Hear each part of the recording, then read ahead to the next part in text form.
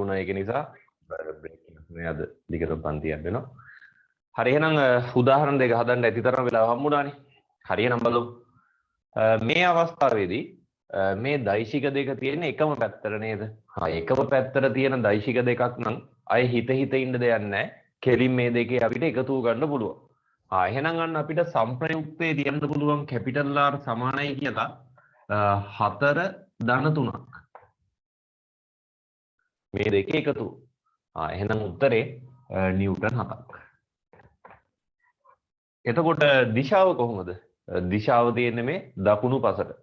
එතන දාන්න දකුණු පසට කියලා. සාමාන්‍යයෙන් දෛශිකයක් නම් විශාලත්වයේ වගේම දිශාව කියන දෙකම අපි කියන්න ඕනේ. දකුණු පසට නිව්ටන් 7. හරි. ඊට පස්සේ මේ අවස්ථාවට යද්දී සම්ප්‍රයුක්තය. නිකන් අපි ගමු මේ වගේ තියනවා කියලා හිතලා ඔන්න කැපිටල් R සම්ප්‍රයුක්තය මේ ආනති අපි ඇල්ෆා කියලා ගමු. එහෙනම් ඉස්සෙල්ලා අපිට සම්ප්‍රයුක්තය ලියන්න පුළුවන් කොහොමද? ලම්බක අවස්ථාවක්. එහෙනම් ලම්බක අවස්ථාවක් නම් p වර්ගය ධන q වර්ගයේ වර්ගමූල ඒක නේද? ඔව් ඒක හරි. අය p වර්ග q වර්ග බයිලයක් ඕනේ. මොකද්ද වර්ග ඔය ලම්බක අවස්ථාවක කරන්න තියෙන්නේ? මෙහෙම ලම්බකෝ තියෙන අවස්ථාවක කෙලින් මේ දෙන්නගේ වර්ගවල එකතුවේ වර්ගමූලය. එහෙනම් 4 වර්ගය ධන මෙතන තියෙනවා 3ක්. එහෙනම් 3 වර්ගය ඒකේ වර්ගමූල. කොහොමද ලියන්න පුළුවන්? එහෙනම් එතනින් එනවා 4 වර්ගය කියන්නේ 16ක්. 3 වර්ගය කියන්නේ 9ක්. ඒකේ වර්ගමූල. එහෙනම් එතනින් එනවා වර්ගමූල 16යි 9යි එකතුව 25ක්. කොහොම ගන්න පුළුවන්? හරි.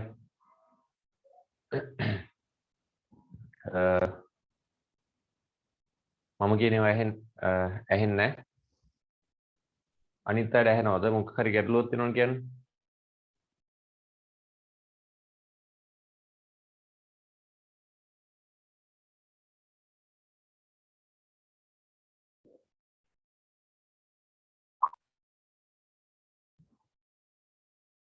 හරි අනිත් අයට එහෙම ප්‍රශ්නයක් නැහැ නේ.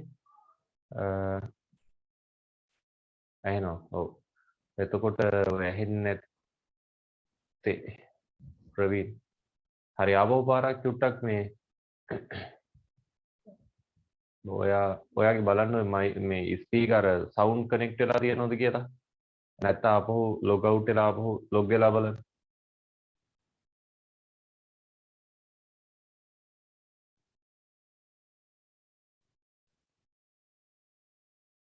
හරි මෙහි අවුලක් නැහැ. වීඩියෝ ඔන් කරන් ඉන්න ඕන වීඩියෝ ඔෆ් කරන්න සමහර ඩිස්ට්‍රැක්ට් වෙන්න පුළුවන් වීඩියෝ ඔන් කරලා තියෙනවා නම්. හරි. එහෙනම් මේ අවස්ථාවේ වර්ගමූල 25. එහෙනම් වර්ගමූල 25 උත්තරය අපි දන්නවා. ඒ කියන්නේ 5යි නිව්ටන්. නේද? ඔන්න සම්ප්‍රයුක්තය නිව්ටන් 5ක් කියලා එනවා ඒ අවස්ථාවේ. එතකොට මේ තිරසට ආනති ඇල්ෆා නම් අපිට එතන ලියන්න පුළුවන් tan ඇල්ෆා. එහෙනම් tan ඇල්ෆා කොහොමද අපි ලියන්නේ? ලම්බක අවස්ථාවක අර භාගයක් විදිහට ලියන්නේ. උඩට එකක් යනවා යටට එකක් යනවා. එච්චරයි. එතකොට යටට යන එකයි උඩට යන එකයි කොහොමද අපි තීරණය කරන්නේ? මේ කෝණය හදන එකන යනවා යටට. අර පැත්තක පාඩුවේ ඉන්න එකන යනවා උඩට. එහෙමනේ ලියන්නේ. එහෙනම් එතන කොහොමද ලියන්න වෙන්නේ? මේකේ උඩට යන්න ඕනේ එහෙනම් 3ක්. බෙදීම යටට යන්න ඕනේ 4ක්. tan alpha සමානයි 3 බෙදීම 4ක්. එහෙනම් අපිට alpha ලියන්න පුළුවන් tan inverse 3 බෙදීම 4. හරි ඔන්න ආනත කෝණය. එතකොට දැන් මේකේ කෝණය ඔයාලට මේ මොහොතේ හොයන්න බෑ. හැබැයි හොයන්න පුළුවන්. 3 බෙදීම 4 කියන්නේ 0.75යිනේ. ඒතර 0.75යි බිඳුවයි බිඳුව අර tan වගුවට ගිහිట్లా කොතනද තියෙන්නේ කියලා බලලා ඕනනම් කෝණය හොයාගන්න පුළුවන්. හරි. අපි මේකෙම විශේෂයෙන් කෝණය හොයන්න යන්නේ නැහැ. හරිද? ඊට පස්සේ මේ අවස්ථාවට යනකොට අන්න දෛශික දෙක එකිනෙකට සමාන්තරව හැබැයි දිශාවෙන් ප්‍රතිවිරුද්ධව තියෙනවා. එහෙනම් ඒ වගේ අවස්ථාවක සංප්‍රයුක්තය හොයන්නේ කොහොමද? අපිට සංප්‍රයුක්තය හොයන්න තියෙන ඒ වගේ අවස්ථාවක කෙලින් මේ දෙන්නගේ අන්තරය ගන්න වෙනස. එහෙනම් කොහොමද ලියවෙන්න ඕන? 4 ඍණ 3ක් කියලා ලිව්වනම් හරි. මේ ලොකු එකෙන් පොඩි එක අඩු කරලා දාන්න තියෙන්නේ. එහෙනම් එතන 4න් 3ක් අඩු වෙනවා කියලා කියන්නේ නිව්ටන් 1ක්. හරි ඔන්න ඒ අවස්ථාවේදී සංප්‍රයුක්තය. එතකොට දිශාව කොයි පැත්තටද තියෙන්නේ? මේ විශාල දෛශිකයේ තියෙන්නේ මේ දකුණු පසට. එහෙනම් සංප්‍රයුක්තයේ තියෙන්න ඕනේ දකුණු පසට. හරි. එතන දාන්න. දිශාව තියෙන තැන දකුණු පසට. විශාලත්වයේ නිව්ටන් 1යි දකුණු පසට තමයි තියෙන්නේ. හරිද? දැන් එතකොට මේ උදාහරණය ගත්තේ නිකන් අපි ඉලක්කම් ටික තේරුම් ගන්න විතරක්මත් නෙමෙයි. ඒකෙන් අපිට තව පොඩි ලක්ෂණයක් හිතා ගන්න පුළුවන්. මම එතකොට මේකෙදි කරේ මේ 4 සහ 3 කියන දෙන්නගේ මේ විශේෂ පිහිටීම් කීපයක් සාකච්ඡා කරේ. බලන්න. ඒ විශාලත්වය මම වෙනස් කරාද? ඒ කිව්වේ මොකද්ද? ඒ විශාලත්වය මම වෙනස් කරාද කියලා හෙව්වේ. ඒ කියන්නේ දැන් ඔකේ දෛශික දෙක තියෙනවනේ. එකක් 3යි අනික 4යිනේ. මම මේ 3 4 කියන දෙන්න වෙනස් කරේ නෑ නේද? ඒ කියන්නේ 3 3ම තමයි. 4 4ම තමයි. අය එක අවස්ථාවක 3 අනිත් අවස්ථාවේ 4 අනිත් එකේ 5 එහෙම මුකුත් කරේ නෑ නේද? එහෙනම් මේ විශාලත්වය එකම අගයක තියාගත්තා. හරිද? හැබැයි විශාලත්වය එකම අගයක තියාගෙන මම ඒකේ මේ ආනත කෝණය වෙනස් කරා. දැන් මේ මොහොතේ ආනතිය බිඳුවයි නේද? දෙන්නම එකම පැත්තට. මේ මොහොතේ කෙලින්ම ලම්බකයි නේද? මේ එකිනෙකට අංශක 90ක් ආනතෝ. දැන් මේ අවස්ථාවේ කෙලින්ම අංශක 180කින් තියෙන්නේ නේ. දැන් මම විශේෂ තැන් තුනක් ගත්තේ. ඉතින් ඔච්චරද තියෙන්නේ තැන්? නෑ. අපිට තව අනන්ත ප්‍රමාණයක් කියන්න පුළුවන්. ඕන්න මෙහෙම පුළුවන් නේ. මේ 4යි නිව්ටන් ඔය වගේ තියලා 3යි නිව්ටන් මේ වගේ තියන්න පුළුවන් නේ. මේ කෝණේ අංශක අපි හිතමු 50යි. අවුලක් නැහැ. ඔය වගේ පුළුවන්.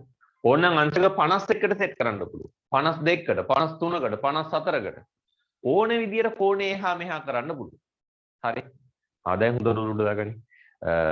4 සහ 3 කියන දෛශික දෙක. ඒ දෙක මට එකිනෙකට ආනත කෝණය ඕන විදියට වෙනස් කරන්න පුළුවන්. හැබැයි ඒ දෙන්නගේ විශාලත්වයට මං අත තිබ්බෙවත් නැහැ. එකක් 4යි අනික 3යි. ඒක එහෙමම තිබ්බා. හරිද? දැන් මේ අවස්ථාවට අනුකූලව අපිට එතකොට විචලනය කරන්න පුළුවන් කීයේ ඉඳන් කීයටද කෝණය? ඒ කියන්නේ මේ දෙන්න අතර කෝණය අංශක කීයේ ඉඳන් කීයට මොන පරාසයද මට පාවිච්චි කරන්න පුළුවන්? හරි මම නිකන් chat එකේ ගෙවන්න බලන්න මැසේජ් එක. ඔය 4යි නිව්ටන් සහ 3යි නිව්ටන් කියන දෙන්න අතර කෝණය මට කීයේ ඉඳන් කීය දක්වා විචලනය කරන්න පුළුවන්ද? හරියම බලන්න. ඒතර එක විශාලත්වයක් දැම්ම පොඩි ඉරක් ගැහුවා අනිත් විශාලත්වය දැම්ම. එහෙම දාලා එවන්න බලන්න. අංශක කියලා ලියන්න ඕනේ. අංශක කියලා මම දන්නවා. හරි ඉලක්කම් වලින් යන්න. ඒකකේ අංශක දාන්න ඕනේ.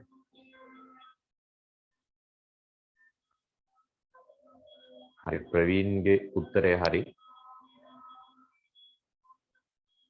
සඳරුගේ උත්තරේ සසිදුගේ උත්තරේ තව චුට්ටක් හිතලා බලන්න.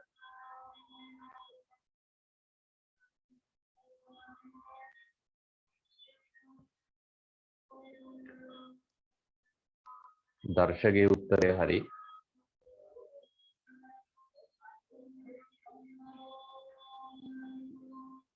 එතකොට මම අහන්නේ ඔය බල දෙක අතර කෝණය මට කොයි අගයන් වල තියාගන්න පුළුවන්ද කියලා.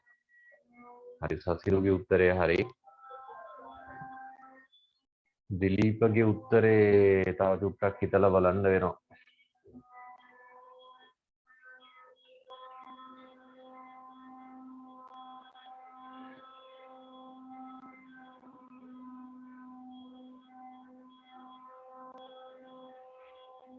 උද්දේශිකාගේ උත්තරය හරි.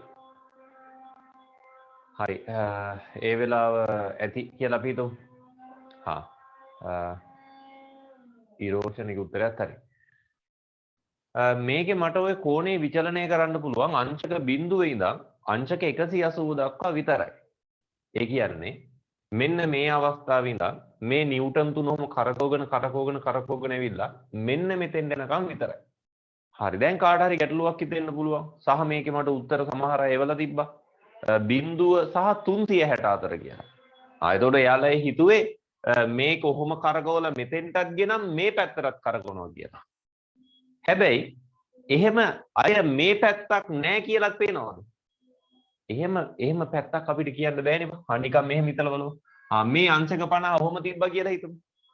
දැන් මේ කොහොම කරකවගෙන ගිහිල්ලා මෙන්න මේ පැත්තෙන් අංශක 290ක් හැදුවා කියලා ගනි. එතකොට මේක 4යි නිව්ටන්. මෙන්න මේ පැත්තට තියෙනවා අංශක මේ 3යි නිව්ටන් බලය. මේ කෝණේ අංශක 290. නේ සර් අපි ගමු 310යි. 310යි. අංශක 310යි.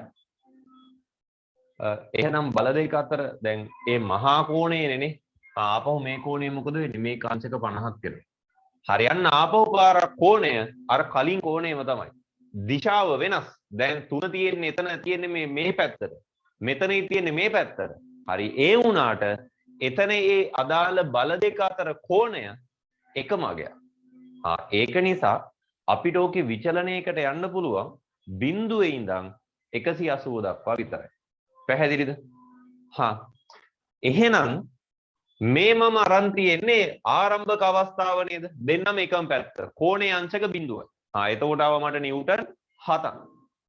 ඊට පස්සේ මම කෝණේ ටික ටික වැඩි කරන් ගිහලා මෙතෙන්ට ආවා. එතකොට අන්න මට ආව උත්තරේ නිව්ටන් 5. තවත් කෝණේ වැඩි කරන් මෙතෙන්ට ආවා.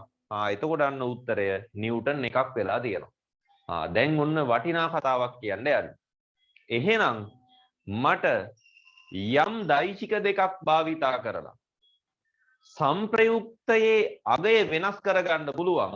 ඒ දෙන්නගේ කෝණය වෙනස් කරලා. ඒ දෙන්න අතර කෝණය වෙනස් කරලා. මේ කරේ. මෙතන 7ක් තිබ්බා. මෙතෙන්ට යද්දි 5යි. මෙතෙන්ට යනකොට නිව්ටන් 1. අන්න අර අපි කෝණය වෙනස් කරලා තමයි ඒක වෙනස් කරගන්නේ. එතකොට උන් දෙන්නගෙන් ගන්න පුළුවන් උපරිමම විශාලත්වය. සංප්‍රයුක්තයට ගන්න පුළුවන් උපරිමම අගය. හරිද? ගන්න පුළුවන් උපරිමම අගය. උපරිම කියන වචනේ තේරෙනව නේද බා? මොනවා හරි උන් දෙන්නගෙන් ගන්න පුළුවන් ලොකුම අගය. ලොකුම ගාන.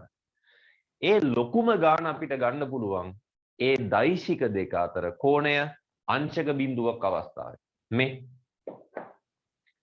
නිව්ටන් 7ක් කියලා ඇවිල්ලා තියෙනවා. කෙලින්ම උන් දෙන්නගේ එකතුව 4යි 3යි එකතුව 7ක් කියලා ඇවිල්ලා තියෙනවා. හොඳට ඒක ඔලුවට දාගනි. යම් කිසි දෛශික දෙකකින් ගන්න පුළුවන් උපරිමම සංප්‍රයුක්තය හම්බ වෙන්නේ කොහොම තියෙද්දිද? දෙන්නම එකම පැත්තට තියෙද්දි. කොහොමද ඒක අපි හොයාගන්නේ? කෙලින්ම දෙන්නගේ එකතුව. 4යි 3යි 7යි. පැහැදිලිද? ඒ වගේම යම් කිසි දෛශික දෙකකින් ගන්න පුළුවන් අවමම සංප්‍රයුක්තය. ඒ කියන්නේ තියෙන අඩුමම අගය. ඒ අඩුමම අගය හම්බ වෙන්නේ මේ අවස්ථාවේ. දෛශික දෙක අතර කෝණය අංශක 180ක් වන අවස්ථාවේ. හරිද?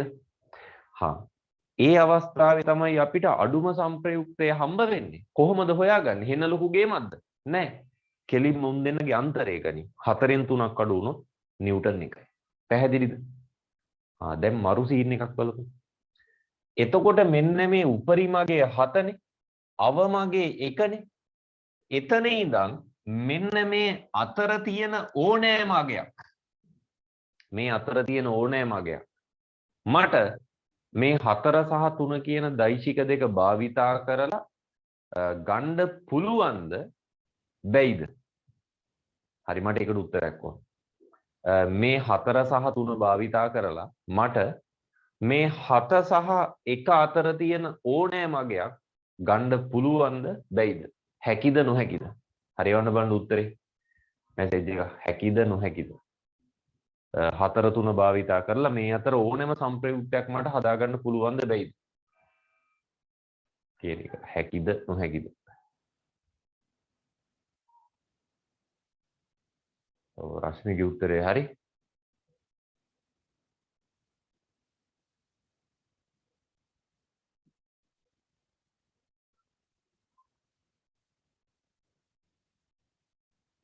ප්‍රවීන්ගේ උත්තරේ හරි.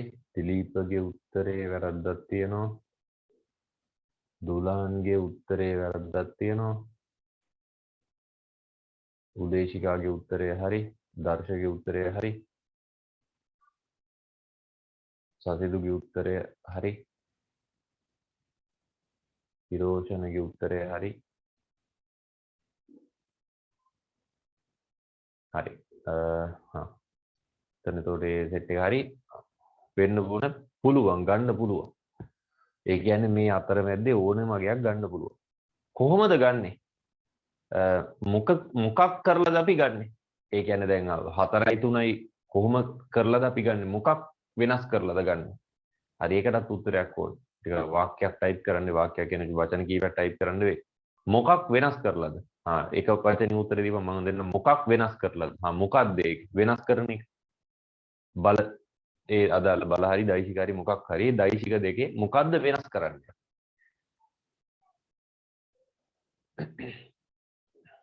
නන්දිගේ උත්තරය හරි. රශ්මිගේ උත්තරය හරි. ඊරෝෂණගේ උත්තරය හරි. දර්ශකගේ උත්තරය හරි. කෝණය වෙනස් කරලා. හරි. මෙන්න මේ දෙන්න අතර කෝණය මට පුළුවන් එක එක අගයන්ගේ තියන්න. කොච්චර ප්‍රමාණයක්ද? ඒ කියන්නේ මට ගන්න පුළුවන් අවස්ථා. එහෙම කියන්න පුළුවන් මේ ගන්න පුළුවන් කියලා. එහෙම කියන්න බෑ. නෑ කාට හරි හිතෙනවද 187යි පුළුවන් කියලා? අංශක බිඳුව අංශක 1 අංශක 2 අංශක 3 එහෙම. නෑ ඉතින් එහෙනම් මෙහෙමත් පුළුවන්. අංශක 2යි කලා 35. අංශක 50යි කලා 2ක්. අංශක 50යි කලා 35. ඔහොම අපිට අනන්ත ප්‍රමාණයක් කරන්න පුළුවන්. ඒක නිසා මෙච්චරකයි කියලා කියන්න බෑ. අපිට පුළුවන් එක එක විදිවලට තියලා මේ අතර තියෙන ඕනෑම ඉලක්කමක් ගන්න. ඕනෑම සංප්‍රයුක්තයක් ගත්ත හැකි. හරි. ඒක මරු සම්බන්ධතාවයක් වෙනවා. හරි මේ ටික ගත්තනේ. එතන ඊළඟ රුලේ යටින් ලියන්න මෙහෙම. මෙම 4යි නිව්ටන් සහ 3යි නිව්ටන්. මෙම 4යි නිව්ටන් සහ 3යි නිව්ටන් භාවිතා කරමින්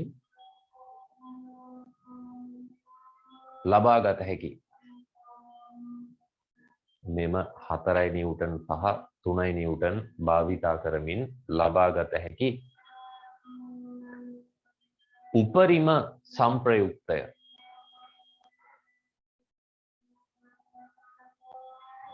ලබාගත හැකි උපරිම සංප්‍රයුක්තය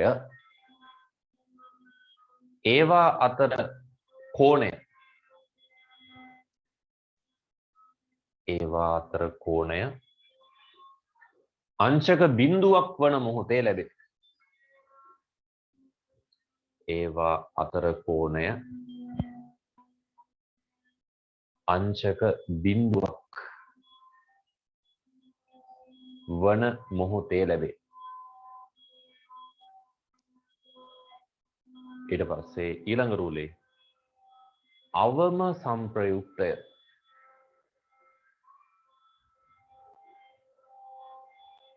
අවම සංප්‍රයුක්තය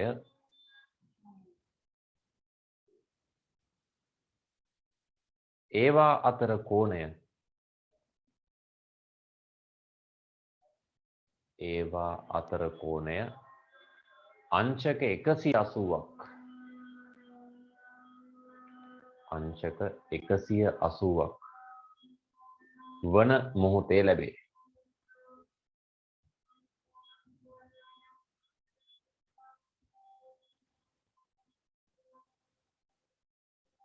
හරි. එතකොට ඒ අතරමැද්දේ ඕනම වගේක් අපිට ගන්න පුළුවන්. හරි ඊළඟ රූලේ දාන්න මෙහෙම. දෛශික දෙක අතර කෝණය දෛශික දෙක අතර කෝණය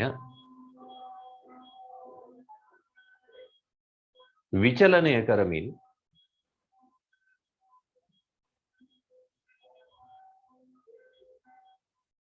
දෛශික දෙක අතර කෝණය විචලනය කරමින්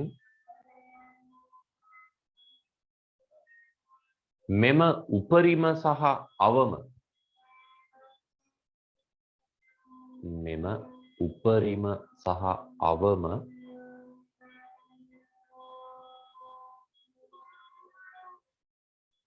අගයන් අතර වූ මෙම උපරිම සහ අවම අගයන් අතර වූ ඕනෑම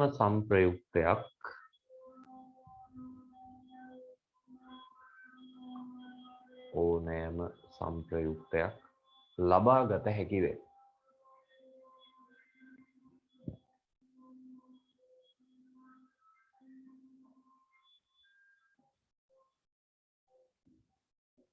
හරි. එහෙනම් අපි බලමු එක තේරුම් ගත්තද කියලා පොඩි උදාහරණයකින්. හරි, එතන දාන්න මේ උදාහරණයක් කියලා. 12යි නිව්ටන් සහ 4යි නිව්ටන්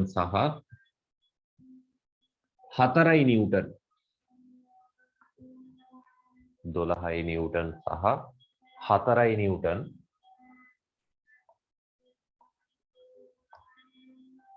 දෛශික දෙකක් භාවිතයෙන් 12යි නිව්ටන් සහ 4යි නිව්ටන් දෛශික දෙකක් භාවිතයෙන් 6යි නිව්ටන් සංප්‍රයුක්ත බලයක් 6යි නිව්ටන් සංප්‍රයුක්ත බලයක් ලබා ගත හැකිද?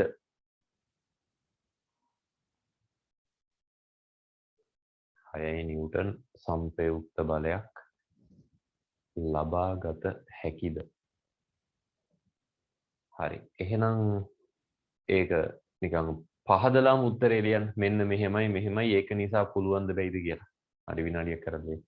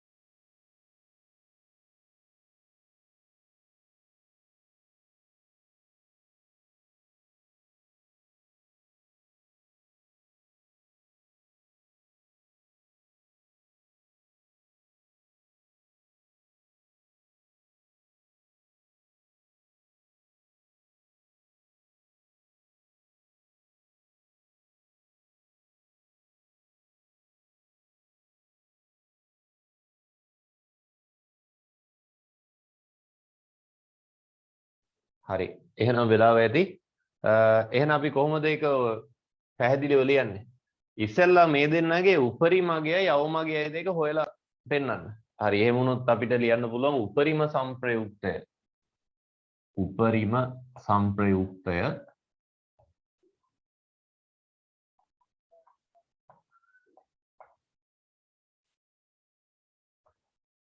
සමාන වෙන්න ඕනේ මේ දෙකේ එකතුවට. එහෙනම් 12යි 4යි නිව්ටන් 16ක් කියලා එන්නේ. කෙරි මේ දෙකේ එකතුව. නේද?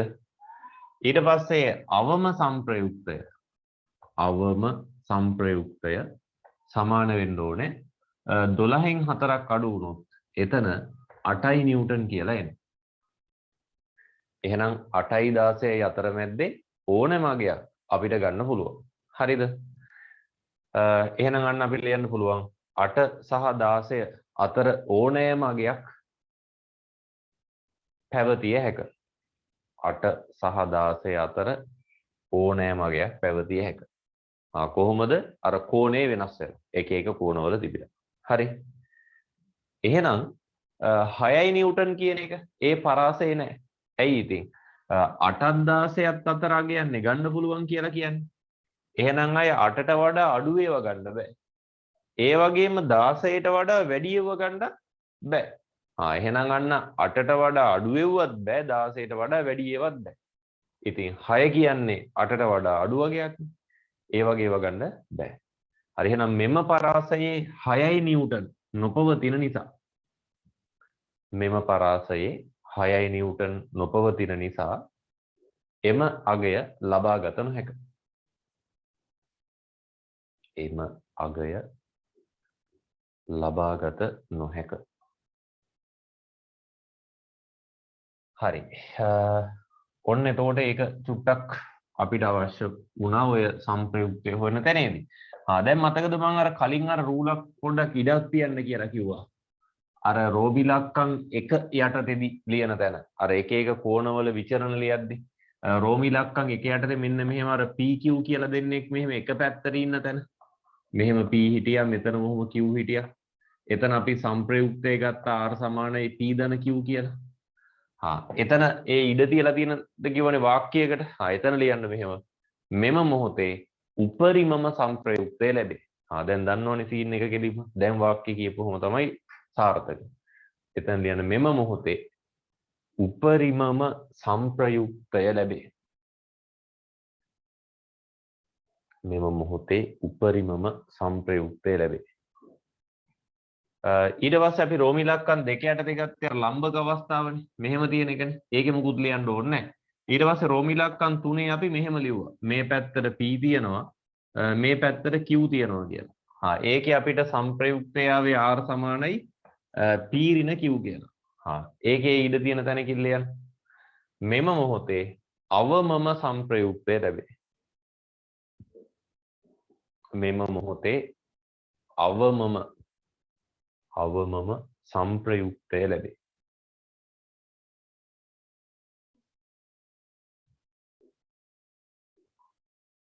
හරි.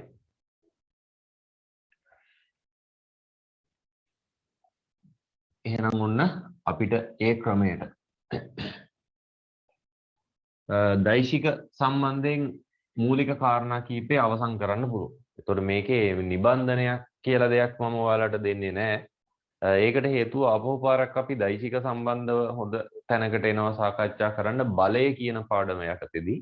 ඒතර එතනදී අපෝ ගැන අපි සාකච්ඡා කරනවා. හරිද? ඒක නිසා මෙතනදී අපිට මූලිකවම එහෙම ලොකුවට දෛශික පිළිබඳ අදහසක් අවශ්‍ය නැහැ. ඔය සාකච්ඡා කරපු ටික තිබ්බනම් හොඳටම ප්‍රමාණවත්. හරි ඊට පස්සේ මම කෙලින්ම යන්නේ යාන්ත්‍ර විද්‍යාවේ මූලික කොටසට. ඊට කලින් අපි ඕකේ එක පොඩි උදාහරණයක් හදලා ඊට පස්සේ යමු ඒකට. ඒතර ඔයාලට අර කලින් අර මන් නෝට් එකේ අර උදාහරණ කීපයක් දුන්නේ. ඒක හදාගන්න පුළුවන්. ඊට කලින් ත්‍රිකෝණමිතික අගයන් වල ඒ කියන්නේ අර විශේෂ අගයන් කීපයක් මතක තියෙන්න ඕන. ඒක සමහර අය ගාව නම් ඇති ලියලා සමහර අය ගාව නැතුව ඇති. ඒතර කාටත් නැති හරි කමන්නේ නැත්නම් ඒක ලියා ගන්න. ඒ තමයි අපි ඔය භාවිතා කරන විශේෂ අගයන් කීපයක්. අංශක බිඳුවේදී ඊට පස්සේ අංශක 30 ඊට පස්සේ අංශක 45 ඊට පස්සේ අංශක 60 ඊට පස්සේ අංශක 90 මේවයි මෙතනින් පස්සේ අපි නිතර දෙවේලේ භාවිතා කරන දේවල්. ඒකින්ද අනිවාර්යෙන් හොඳ අවබෝධයක වගේම මතකයක තියෙන්න ඕන. අවබෝධ කරගන්න දෙයක් නැහැ. අතන මතකයේ තමයි තියෙන්න ඕන. එතකොට අපිට ප්‍රධාන වශයෙන් හම්බ වෙන ත්‍රිකෝණමිතික අනුපාත තුනක් තියෙනවානේ. ඒක ඔයාලා දන්නවා. එකක් තමයි sin. හරි. එහෙනම් ඔන්න එකක් sin. අනිත් එක තමයි cos. අනිත් එක තමයි tan.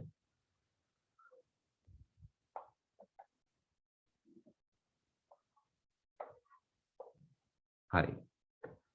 ඔන්න ඔය ටික තමයි කොටු ටික තමයි පෙරෙන්නේ. sin එතකොට මේ කොටුවෙන් කියවෙන්නේ sin බිඳුව. හරි. sin බිඳුවේ අගය බිඳුවයි. sin 30 අගය භාගයක් වෙනවා. sin 45 කියන්නේ එක බෙදීම මූල දෙකක්.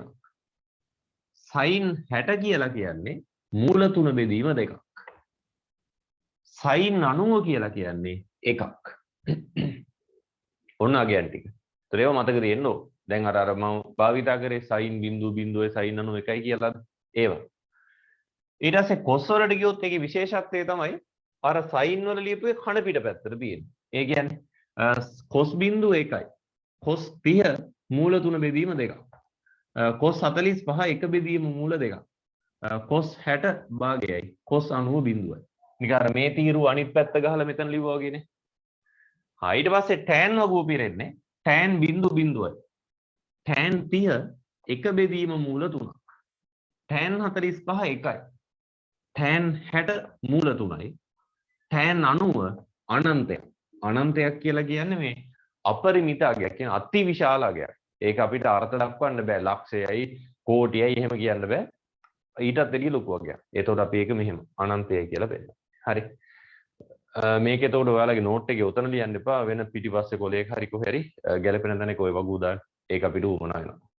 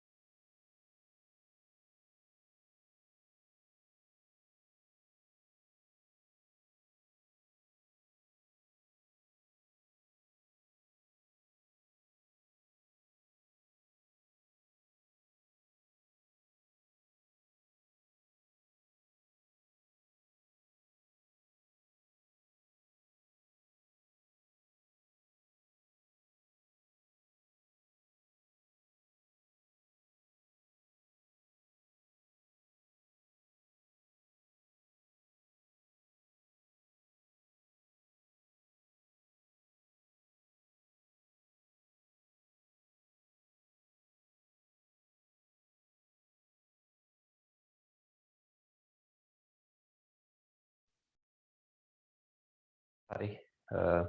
එතකොට පොඩි පණිවිඩයකුත් දෙන්න ඕනේ අපි ඊළඟ සතියේ කියන්නේ මේ 29 ඒ කියන්නේ 29 පටන් ගන්න සතිය. ඒ කියන්නේ ඇත්තටම දෙසැම්බර් මාසේ මුල් සතිය වගේ තමයි යෙදෙන්නේ.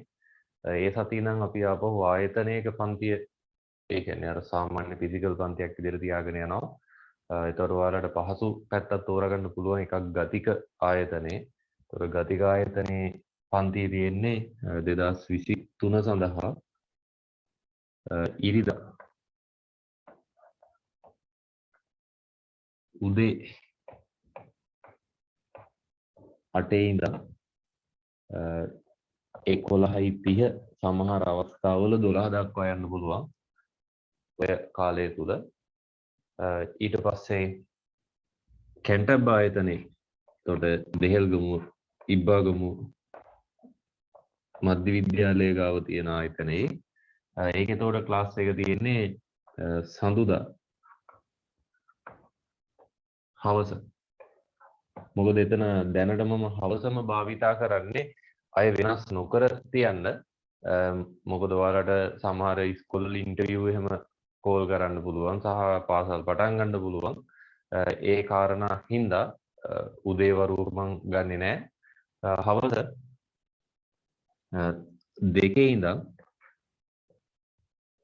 5:30 වෙනකම්.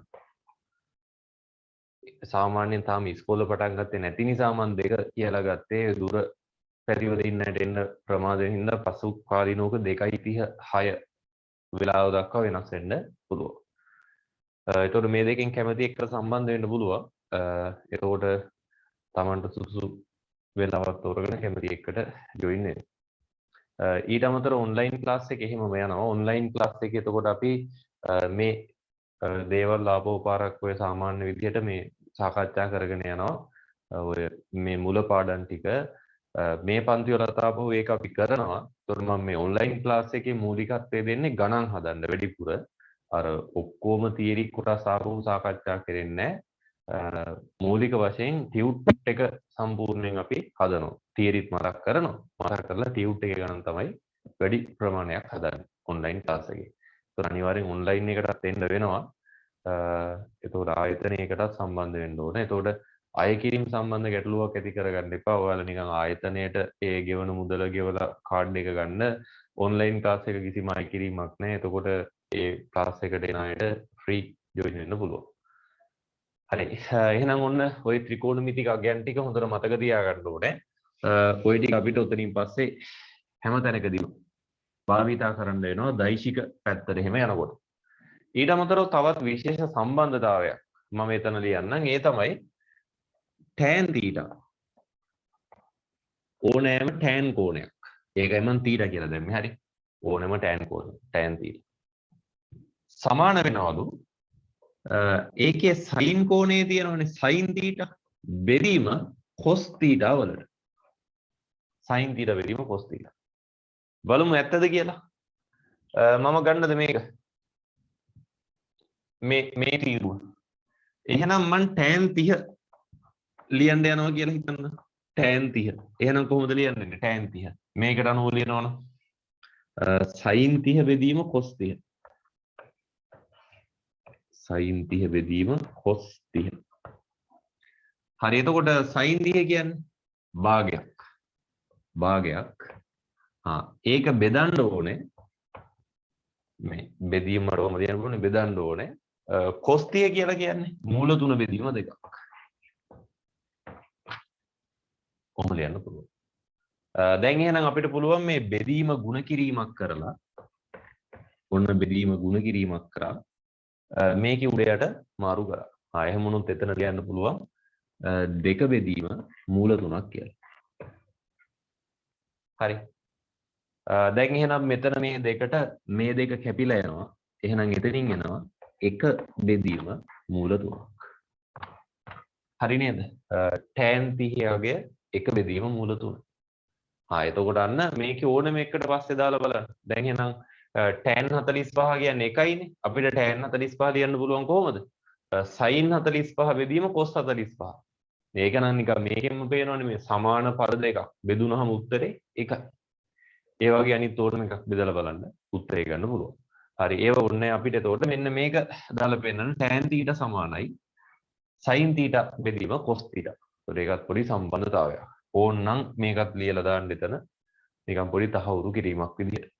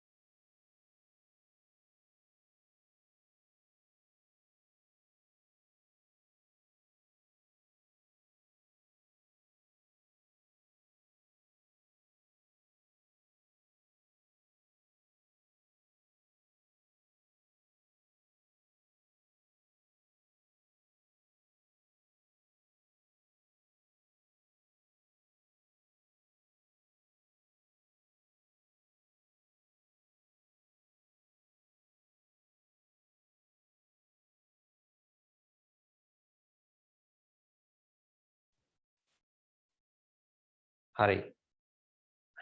එහෙනම් අපි එකෙන් පොඩි උදාහරණයක් හදමු. ඔය දෛශිකවල සංප්‍රයුක්තය හොයන මේක මම හදන්නේ උඩ විශේෂ උදාහරණයක් නෙමෙයි. ඔයාලට අර කලින් දීපු ගණන හදාගන්න පොඩි සපෝට් එකක් විදියට. හරි එතන ලියන්න මෙහෙම උදාහරණයක් 10යි නිව්ටන් සහ 10යි නිව්ටන් සහ 4යි නිව්ටන්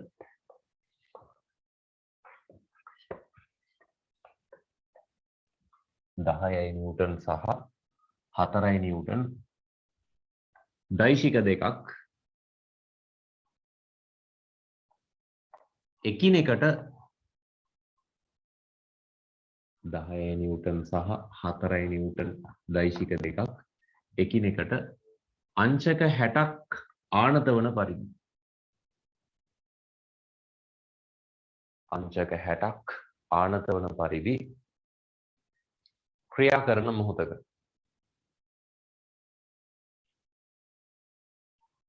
එහි සංප්‍රයුක්තය සොයන්න.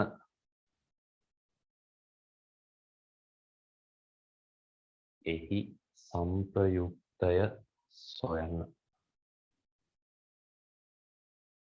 හරි එහෙනම් නිකන් අපි මේ වගේ රූපයක් දාගමු. 10යි නිව්ටන් තියෙනවා, මෙතන 4යි නිව්ටන් තියෙනවා, මෙතන අංශක 60ක් කොහොමද තියෙනවා. හරි රූපය දාන්න ඕන.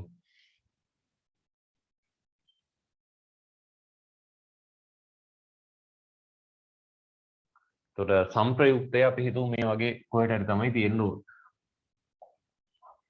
Capital R සංප්‍රයුක්තය.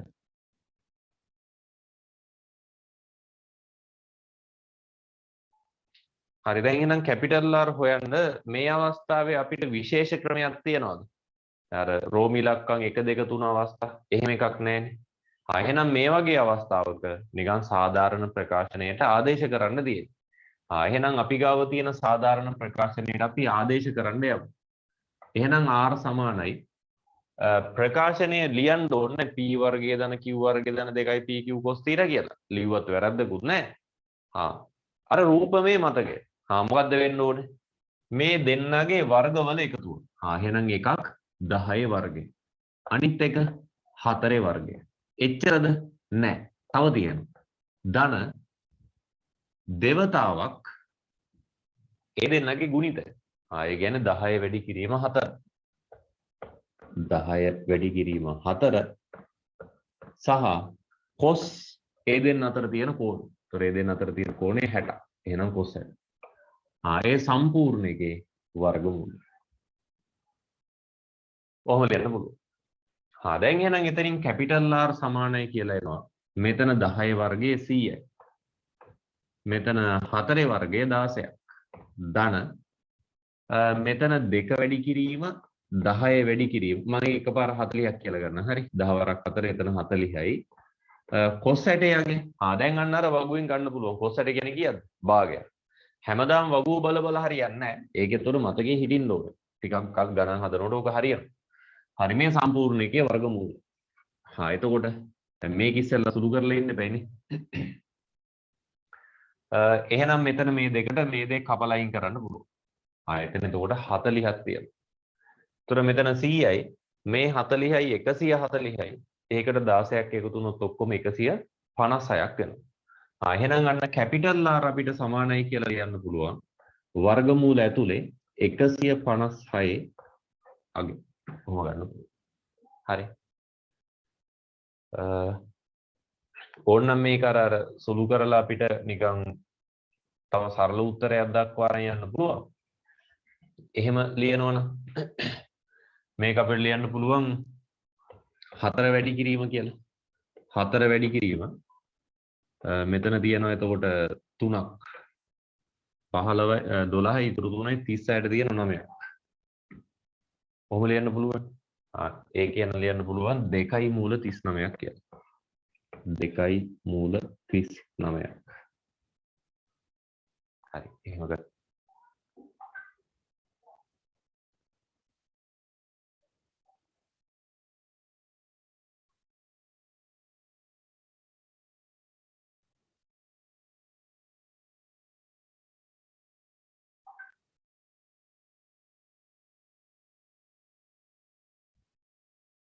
හරි දැන් ඒක තව චූට්ටක් මෙහෙම තිබ්බනම් ඇති උත්තරේක හරි. අපි තව ටිකක් ඒක දෙයක් අවබෝධ කරගන්න මෙහෙම කරමු. වර්ගමූල 39 උත්තරේ සාමාන්‍යයෙන් කීයක් වගේද?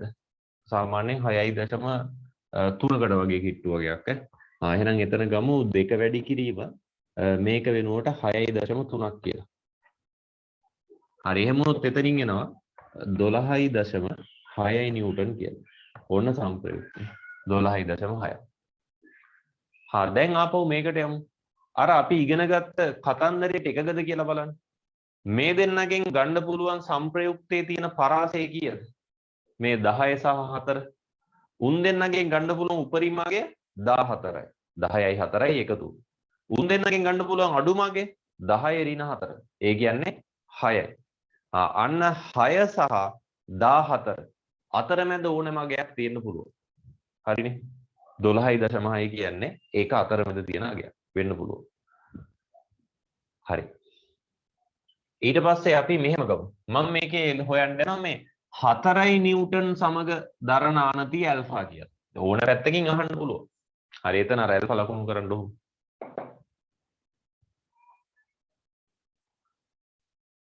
දැන් එහෙනම් tan ඇල්ෆා ලියමු බලන්න. මමම ලියන්නේ නැතුව ඊට පස්සේ මම ලියන්නම්. අර කතන්දරේ හරියට තේරුම් ගත්තා නම් සිස්ටම් එක අපි ලියන්න පුළුවන්.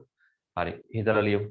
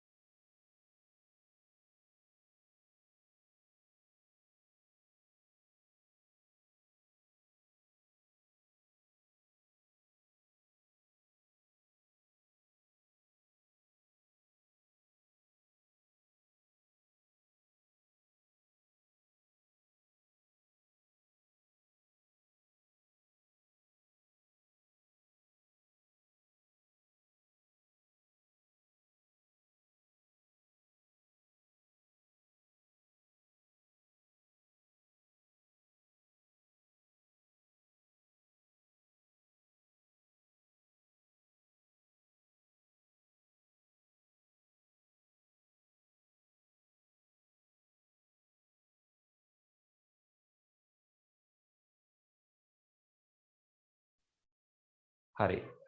එහෙනම් අපිට එතන ලියන්න පුළුවන් tan alpha. ඒතර tan alpha ලියද්දි කොහොමද ලියන්න වෙන්නේ? tan alpha මම ලියන්නම් මෙහෙම. අපි එතන කෝණය හදනවා කියලා අරන් තියෙන්නේ කොහොමද? සම්ප්‍රයුක්තය 4යි නිව්ටන් එක්ක හදන කෝණය තමයි ලියන්න යන්නේ. දැන් අර කියපු කතන්දරේ හරියට අල්ලගත්තා නම් බෙදීමක් විදියට ලියවෙන්නේ. ඉරෙන් උඩට එකක් ලියවෙනවා යට එකක් ලියවෙනවා වගේ. අර නිකන් p බෙදීම q හරි q බෙදීම p හරි එහෙම හිතනවනේ. ඒ උඩ පිසු. එහෙම ලියවෙන්නේ මොකේද? ඒ අර ලම්බක අවස්ථාවේ. එකක් උඩට අනික පහළට වගේ අර ගානට ලම්බකව තිබ්බ. තිරස් සහ සිරස්. එතකොට තමයි එකක් උඩට අනික යටට දාලා ලියන්නේ. මේ වගේ අවස්ථාවල් වල අර සාධාරණ ප්‍රකාශනයට ලියවෙන්න ඕන. ලියවෙන විදිහ කිව්වා. කොහොමද? ඉස්සෙල්ලා බලපන් සම්ප්‍රයුක්තයත් එක්ක මේ කෝණය හදන්නේ මොන දෛශිකයේද? 4යි නිව්ටන්. එහෙනම් ඌ නෙමෙයි අනිත් එකාගේ සයින් කෝණය උඩට ගනි. එහෙනම් 10යි සයින් කෝණය කියන්නේ මොකද්ද? අර උන් දෙන්න අතර කෝණය. 60. සයින් 60. බෙදීම යටට එනවා අර කෝණය හදන දෛශිකේ එහෙම් පිටින්. ඒ කියන්නේ 4ක්. ධන අර උඩ ලියපු එකේ cos එක මෙතෙන්ට ගන්න. එහෙනම් 10යි cos 60. ඔන්න ඔහොම ලියන්න තිබ්බේ. හරි. එහෙම හරියට ලියලා තියෙනවා හොඳයි. නැත්තම් ඉතින් ඇත්තටම ඒක හරියට අවබෝධ කරගන්න වෙනවා. අය පාරක් තනියම හදලා අර ගී සතිය දීපු උදාහරණත් අය පාරක් කරනකොට ඒක හරියට සෙට් වෙයි. හරි එහෙනම් දැන් tan alpha ලියන්න පුළුවන්. tan alpha සමානයි 10යි sin 60 කියන්නේ මූල 3 බෙදීම 2ක්. බෙදීම මෙතන 4 ධන 10යි cos 60 කියලා කියන්නේ භාගයක්. එතකොට මෙතන 2ට 1යි 10ට 5යි. මෙතන 2ට 1යි මෙතන 10ට 5යි. හරි එහෙනම් අන්න tan alpha සමාන වෙනවා මෙතන 5යි මූල 3ක් තියෙනවා. බෙදීම මෙතන 4යි 5යි එකතුව 9ක් කියලා එනවා. හරි වුණා tan alpha. ඕක බෙදලා දශමගේ අර වගුවෙන් බලලා ඕනනම් කෝණේ කියන්න පුළුවන්. හරි. එහෙම ඕනේ අපිට මේ ගාන තිබ්බනම් ඇති. ඔය ගන්නට වරේ. හරි ඒක ඉතුරු ටික හදලා අනිවාර්යෙන්ම මට එවන්න ඕනේ. අර ගිය සතියේ වීඩියෝ එකේ අවසාන කෑල්ල. ඒක තනියම හදන්නම ඕනේ. හරි. මොනවා හරි ගැටලු තියෙනවනම් කියන්න.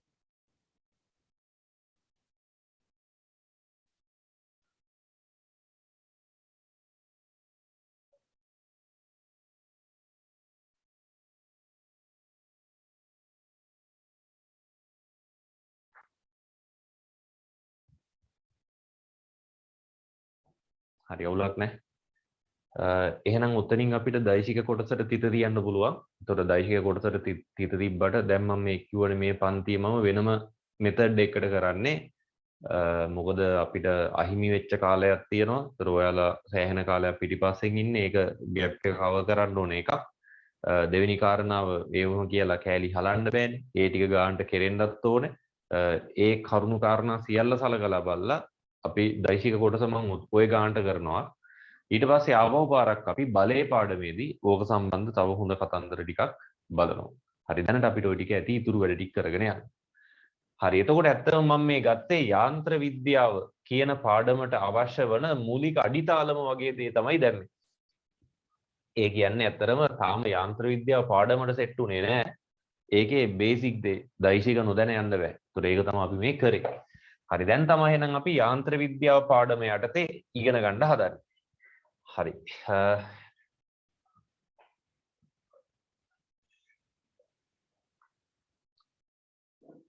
හරි එතකොට යාන්ත්‍ර විද්‍යාව පාඩම ගැන ඉස්සෙල්ලා කියන්න බෑ කොහොමද තියෙන්නේ කියලා. ඒක භෞතික විද්‍යාවේ හදවත මදු කතන්දරයක් වගේ කිව්වොත් හරි. එහෙමනේ රචනාවක් වගේ ලියනකොට එහෙමනේ කියන්නේ බං ලස්සනට භෞතික විද්‍යාවේ හදවත මදු දෙයක් තමයි යාන්ත්‍ර විද්‍යාව. එහෙමනේ කියන්නේ. අය වගේ හදවත මදු. ඒ කියන්නේ වැදගත්ම තැන. දැන් ගෙයක් හදනවා නම් ගෙයක් හදන එකක මේ අත්තිවාරම වගේ. ඒ කියන්නේ දැන් ගෙයක් හදනකොට අත්තිවාරම නැති ගෙවල් එහෙම දැකලා තියෙනවද? නෑනේ අනිවාර්යෙන් අත්තිවාරමක් තියෙනවා. එහෙම නැතුව හැදුවා කියලා හිතපන්. දවස් 2-3ක් ඇද්දි මේ දවස්වල එහෙමනම් අනිවාර්යෙන් බිමගේ. ඒ කියන්නේ අනිවාර්යෙන් කඩාන වැටෙනවා. පැවැත්මක් නැහැ. ඒතර භෞතික විද්‍යාව ගත්තාම භෞතික විද්‍යාවේ ඉතුරු කතන්දර සියල්ලම ගොඩනැගෙන්නේ ඉතුරු පාඩම් ඔක්කොම අපි කරන්නේ මේ යාන්ත්‍ර විද්‍යාව කියන පාඩම පදනම් කරගෙන. ඒක ඉගෙන ගන්න දේවල් තමයි හැම තැනකම තියෙන්නේ. එකක්. දෙවෙනි කාරණාව අපි මේකෙදි ඉගෙන ගන්න ලොකු ට්‍රික්ස් ඒ කියන්නේ ක්‍රමෝපායන් ඉතුරු හැම තැනකදීම කවර් වෙනවා. දෙවෙනි කාරණාව. ඒ කියන්නේ අනිත් තැන් වලදීත් ඌමනා වෙනවා අපිට. අනිත් එක තමයි යාන්ත්‍ර විද්‍යාව සාමාන්‍යයෙන් මාස 8ක් 9ක් දුර ඇදෙන ලොකු පාඩමක්. දිග පාඩමක්. ඇත්තට මේක දිග වෙන්න හේතුව පාඩම ලොකු හින්දාම නෙමෙයි. එක එක තියරි කොටස් තියෙනවා. අපි ඉතින් තියරි කොටසක් අරගෙන ඒකෙන් ගණන් ටිකක් හදලා එහෙම දාගන්න එපේ. එහෙම නේද කරන්නම් වාලේ ඔහු ඒ කරලා තේරුම් ගන්න නැහැනේ. එහෙම කරගෙන තමයි යන්නේ. ඒතකොට ටිකක් යම් කාලයක් ගත වෙනවා. ඒතකොට ඉවසීමෙන් ඉගෙන ගන්න වෙනවා. එකක්. ඒතකොට ඊළඟ කාරණා. ඊට පස්සේ පේපර් එකක් ගත්තොත් පේපර් එකේ වැඩි ප්‍රශ්න ප්‍රමාණයක් යාන්ත්‍ර විද්‍යාවෙන් තියෙනවා. ඒතකොට මොකෙක් හරි ඉන්නවනම් යාන්ත්‍ර විද්‍යාව ඉගෙන ගන්න නැතුව අනිත් ඒවා වගේ මං ගේම ගහනවා කියලා ජීවිතේට කරන්න බැරි වැඩක්. අනිවාර්යෙන් මේක සුපිරියටම තියෙන්න ඕන. හරි ඒක නිසා මගේ පැත්තෙන් වෙන්න පුළුවන් උපරිමය මම කරනවා. ඒතර ඔයාලගේ පැත්තෙන් වෙන්න පුළුවන් උපරිමය ඔයාලා කරොත් අනිවාර්යෙන් එතන 100ට 100ක ප්‍රතිඵලයක් බලාපොරොත්තු වෙන්න පුළුවන්. ඒතර කාටවත් එහෙම බෑ පුළුවන් කියන්නේ එහෙම වෙන් කිරීමක් නැහැ. උදාහරණයක් විදිහට ඔයාලා හැමෝම අපි හිතමු එක වසරට යනකොට නැත්නම් මොන්ටිසෝරි යනකොට මොකෙක් හරි දන්නවා දැන් මොන්ටිසෝරි පළවෙනි දවසේ අපි ඇහුවොත් එහෙම යන පොඩි එකෙක්ගෙන් 10යි 5යි කීයද කියලා. ඌ දන්නවද? නැහැනේ. කිසිම කෙනෙක් දන්නේ නැහැ. හැබැයි පසු කාලීනව එයාලා ඉගෙනගෙන යම් කාලයක් යනකොට අන්න 10යි 5යි කීයද කියලා එකතුවක් ඇහුවොත් එකෙක් 15ක් කියන්න පුළුවන්, තව එකෙක් ඕන 25ක් කියන්න පුළුවන්. එතන මොකද්ද වෙලා තියෙන වැරද්ද? එක ළමයෙකුට ඒක හරියට අවබෝධයකට යනකොට තවත් ළමයෙකුට ඒක අවබෝධයට ගිහිල්ලා නැහැ. ඒකට වැරදි දෙකක් තියෙනවා. එකක් ගුරුවරයා උගන්වන විදිය සහ ගුරුවරයාගේ අවබෝධ කිරීමේ හැකියාව. දෙවෙනි කාරණාව ඒ ළමයා ඒක අවබෝධ කරගන්නා විදිය. ওই කාරණා දෙකම බලපාන. හරි එතකොට සාමාන්‍යයෙන් ඒකේ පළවෙනි කාරණාව එතකොට මගේ පැත්තේ වෙන දෙයක්. එතකොට මම ඒක උපරිමය කරනවා කිව්වනේ. අය ඒකේ අඩුවක් කොහෙවත් තියෙන්න දෙන්නේ නැහැ. සාමාන්‍යයෙන් එහෙම මේ ගුරුවරයාගේ අඩුපාඩුවක් තියෙනවා නම් මුළු පන්ති එකෙකුටවත් බැරි වෙන්න ඕන. එහෙම නෑනේ. අනිවාර්යෙන් මෙතන පුළුවන් සෙට් එකක් ඉන්නවා. පුළුවන් කියන්නේ දෙයක් කියපුවම ජස්ට් එහෙම කරන්න පුළුවන් සෙට් එකක් ඉන්නවා. එතකොට අනිත් සෙට් එකක් ඉන්නවා අර එකපාර ටච් නොවන සෙට් එකක් ඉන්නවා. ඒක සාධාරණයි. ස්වභාව ධර්මයේ ඒක අසිරිමත් නිර්මාණයක්. ඇයි ඒකට අසිරිමත් නිර්මාණයක් කියන්නේ? නැතුව හිතම ඔක්කොම නිකන් අර එකම විදිහට එකම පුළුවන් නම් දැන් මේ ගාන එක ඔක්කොටම මේක පුළුවන් කෙලින්ම ගාන හදනවා. අය බිඳුවක්වත් අවුලක් නැහැ. පේපර් දීපම විභාගේ ඔක්කොටම ලකුණු 100න් 100. හැමෝටම මේ තුනක් එනවා. ඉතින් එහෙම වුණොත් ඒකේ වැඩක් නැහැ නේ බං. ඉතින් අය විභාග තියන්නේ මොකද?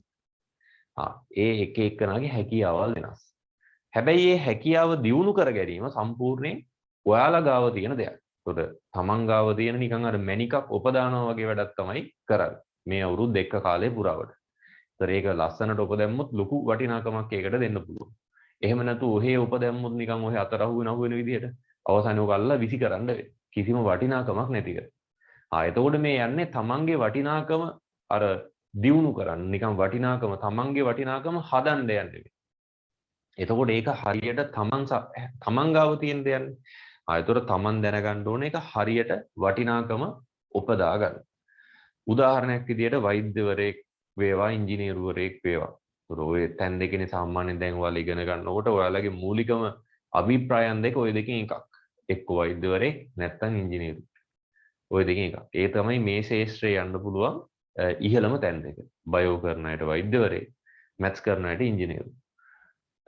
එතකොට ඒ කියන ලෙවල් එකට යනකොට නිකන් හිතලා බලන්න එකක් ඇත්තටම අපි ඉගෙන ගන්නයි කියලා හුත් ඔයාලා දෙන උත්තරයක් සමහර විට එක එක උත්තර සුරංගන කතා කියන්න පුළුවන් ආසාවට. හරි ඒ බයිල මුකුත් නෙමෙයි. මූලිකම දේ තමයි මුදල් සෙවීමේ පරමාර්ථය. එහෙම නැති මොකෙක් හරි ඉන්නවනම් මෙතන හැමට කියපම් මේ මම මුදල් හොයන්න බලාපොරොත්තු වෙන්නේ නෙමෙයි. මම මේ නිකන් ජොලියට කරනවා. එහෙම නෑ එකෙක්වත් නිකන්. එකක් මුදල් පරමාර්ථය. දෙවෙනි එක සමාජයේ පිළිගැනීම. තුන්වෙනි එක නිකන් අර පසුකාලීනව ජීවිතේ පහසුවෙන් ගත කරන්න පුළුවන් කියන පරමාර්ථය. ඇත්තට මේ තුන්වෙනි කාරණාව අපහොර පළවෙනි එකට ලින්ක් එකක්. මුදල් තියනවා කියන්නේ ඉතින් ජීවිතේ පහසුවෙන් ගත කරන්න පුළුවන්. හරි. ඒ කාරණා තුන හරි මම පිළිගන්නවා. මුදල් හොඳට හොයන්න පුළුවන්. සමාජයේ සුපිරි පිළිගැනීමක් තියෙනවා. ඒ වගේම ජීවිතේ පහසුවෙන් ගෙවන්න පුළුවන්. ඔය කියන කාරණා තුන 100%ක් ඇත්ත. හරි. දැන් එතකොට අද තමන් ඉන්න තැන ගැන හිතලා බලන්න. ඒ තමන් කියන්නේ තමන්ගේ පෞල් පසුබිම ගැන. සමහරට ඔයාලගේ දෙමව්පියෝ ගොවිතැන් කරන අය වෙන්න පුළුවන්. සමහර විට වඩු වැඩ කරන අය වෙන්න පුළුවන්. සමහර විට පෙදරේරු කර්මාන්තය කරන අය වෙන්න පුළුවන්. සමහර විට මොකක් හරි කම්කරු වැඩක් කරන අය වෙන්න පුළුවන්. තව සමහරව රජයේ මොකක් හරි ප්‍රාදේශීය ලේකම් කාර්යාලය ඒ වගේ වැඩ කරන අය වෙන්න පුළුවන්. අතලොස්සක් මෙතන ඉන්න පුළුවන්. සමහර විට වෛද්‍යවරයෙක්ගේ හෝ ඉංජිනේරු කෙනෙක්ගේ හරි එහෙම දුවෙක් පුතෙක් ඉන්නත් පුළුවන්. ටීචර් කෙනෙක්ගේ ඒ වගේ මට්ටමක. හැබැයි මේ ප්‍රතිශතය ගොඩක් අඩු. අනිවාර්යෙන් මම දන්නවා මෙතන බහුතරේ ඉන්නේ අර මම කලින් කියපු සමාජ තලයේ. ඒ කියන්නේ අපි ඒකට කියනවා මේ මධ්‍යම තලය. ඒ කියන්නේ සාමාන්‍යයෙන් සමාජය අර කාණ්ඩ බෙදෙනකොට නිකන් ලොකු ආර්ථික පහසුකම් තියෙන තලයක් නෙමෙයි. ඒතර ඔයාලා ඉගෙන ගන්නකොට ගොඩක් ඔයාලට නොදැනුණාට දෙමව්පියෝ ලොකු කට්ටක් කාලා තමයි ඔයාලට ඔය පන්තියකට එන්න මුදල් හොයලා දෙන්නේ. එහෙම ගොඩක් දේවල් දෙනවා. ඔයාලා නොදන්න ගොඩක් දුක් ගැහැටවල වලට දෙමව්පියෝ මුහුණ දෙනවා. ওই කාලේ අතරතුර. හරි. එතකොට තමන් සතු පළවෙනි වගකීම තමයි මේ පන්තියකට සහභාගී වුණා. මගේ නෙමේ ඕනෙම පන්තියක සහභාගී වුණාම ඒ පන්තියෙන් ගන්න පුළුවන් උපරිම ඵල ප්‍රයෝජනෙ ගන්න ඕනේ. නිකන් නිස්කාරණේ නිකන් පන්තියට ජොයින් වෙලා ඔහේ ඉන්න එපා. ඒකෙන් කරන්නේ ලොකු පවක්. මොකද අම්මලා තාත්තලා මහන්සිලා ඔය පන්තියකට සම්බන්ධ වෙන සල්ලි හොයලා එහෙම දෙන එක නිකන් නිකරුණේ අපතේ දානවා කියන්නේ ඒව ආපහු අර තමන් අර මැනික උපදානකොට ඒකට අර බාධා විදියට එනවා. නිකන් අර අපි ඔයකට කියන ප්‍රතිවිපාක කියලා. ඒ වගේ. එතකොට අර තමන් ඒක සුපිරියට උවමනාවෙන් උනන්දුවෙන් කරන්න ඕන. පළවෙනි දේ. දෙවෙනි දේ තමයි ඒ කරන කාලය තුලදී විතරක් කරලා හරියන්නේ නැහැ. කියන්නේ දැන් මේ පන්තියේ මේ පැය තුනේදී ඉවර කරා ඊට පස්සේ ආපහු ෆුල් ජොලි හිටියා. ආයෙ ඒතකොට ඊළඟ දවසේ පන්ති තියෙන දවසේ ආපහු ජොයින් වුණා. එහෙම හරියන්නේ නැහැ. මේ කාලේදී නැවත ওই දේවල් ඉගෙන ගන්න ඕනේ. දැන් සමහර අය මැත්ස් එහෙම තෝරගන්නවා මේ පාඩම් කරන්න කම්මැලි ඒක නිසා මම මැත්ස් කරනවා කියලා හැම. එහෙම කරන අය ඉන්නවා. බයෝ කරන්නේ නැතුව. බයෝ වල පාඩම් කරන්න තියනවා කියනවා. හරි ඒක හරි. හැබැයි එහෙම කියලා මේ ජොලි ඉන්න බෑ. ඉතින් එහෙනම් යකෝ මේ අනිත්‍ය වුණුත් මැත්ස් කරයිනේ. ඔය ආර්ට් කරන්නේ උන්ටත් පාඩම් කරන්න බෑ කියලා ඉවරලා කරන්න පුළුවන්. එහෙම නෙමෙයි ඒකේ වෙනම කැපකිරීමක් තියෙනවා. මේ හදන ගණන් නැවත හදන්න ඕනේ. පාඩම් කරන්න නෑ. ඔය ගණන් නැවත හදන්න ඕනේ, ටියුට් වල ගණන් හදන්න ඕනේ. හෙන්න ලොකු අධික වැඩ ප්‍රමාණයක් තියෙනවා. හරි. එතකොට දැන් මම කිව්වා නේද අර මුදල් හම්බ වෙනවා හොඳට කියලා. සාමාන්‍ය වෛද්‍යවරේ එහෙම නැත්නම් අපි හිතමු ඉංජිනේරුවරයෙක් ඒ වගේ ගත්තොත් සාමාන්‍යයෙන් මාසික ආදායම ලක්ෂයකමාරක් ලක්ෂයකමාරක වගේ මුදලක් වෙන්න පුළුවන්. දැන් ඒතර මයින් අහන්න පුළුවන් මේ එතකොට සර් පන්ති කරන්නේ මොකද ඉංජිනේර්? හරි එතකොට පන්ති කරන්න ඇත්තට මේකට හේතුව මේ දැන් ඉතින් මම කොහොමත් ඉංජිනේරින්. එතකොට මට ඕන නම් ජොබ් එක කරන්නත් පුළුවන්. ඊට පස්සේ ඊට වැඩිය මම ආසයි ටීචින් වලට. ටීචින් වලට කියන්නේ පන්ති කරන්න. ඒකට හේතුව නිකන් අර ළමයි එක්කන් ගැටිලා උඹලත් එක්ක අයියක් දාගෙන එහෙම මොකක් හරි දෙයක් උගන්වලා ඊට වැඩිය අර මගේ තැන පහු කරලා යවන්න පිරිසක් හදන්න මම කැමතියි. ඒක නිසා. සහ ඉතින් මුදල් ආර්ථිකමය පැත්ත අවුලකුත් නැහැ. ඒක නිසා ඉතින් මාසෙකට ලක්ෂ 2ක් 3ක් හම්බ වෙනවා කියන්නේ අවුලක් නැහැ නේ. ඉංජිනේරින් කරත් ඒ වගේ. ඒක න ලොකු වෙනසක් නැහැ. අර මම පොඩ්ඩක් මගේ විනෝදාංශයේ පැත්තට වැඩිපුර මූලිකත්වයක් දුන්නා. ඒකෙන්. හරි එහෙම නැතු ඉංජිනේරින් කරත් ලක්ෂයකමාරක් විතර හම්බ වෙනවා. ડોක්ටර් උනත් එහෙමයි.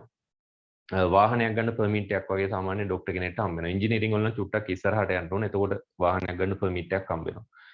ඒ වගේ අර ඔයාලගේ දෙමව්පියන්ට යන්න බැරි වෙච්ච තැනකට ඔයාලට යන්න පුළුවන්. ගිහිල්ලා එයාලටත් පස්සේ කාලයක හරි ජීවිතේ පහසුවෙන් ගත කරන්න.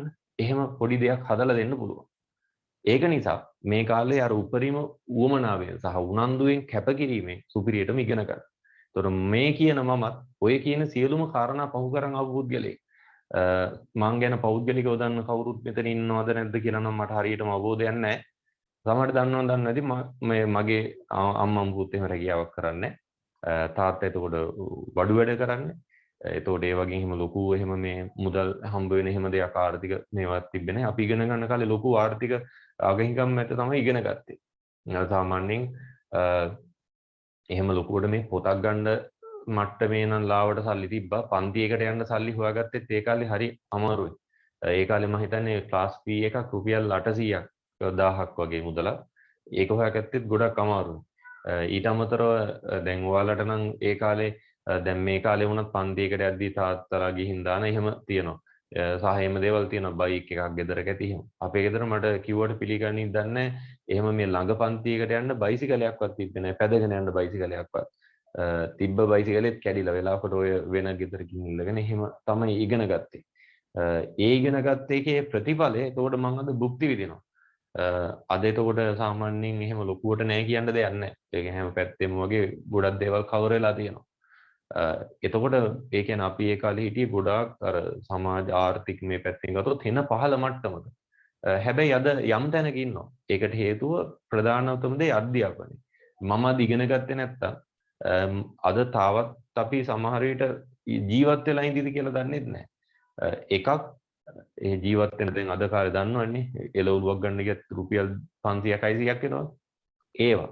අනිත් එක තමයි හිතන්න ඔයාලගේ වටපිටාවේ ඉන්න සමාජ පුද්ගලයෝ නිකන් ඔයාලා දිහා බලන විදිය. නිකන් හිතන්න ඉංජිනේරු හරි වෛද්‍යවරයෙක් හරි වෙලා ඔයාලා දිහා බලන විදිහයි. දැන් බලන විදිහයි.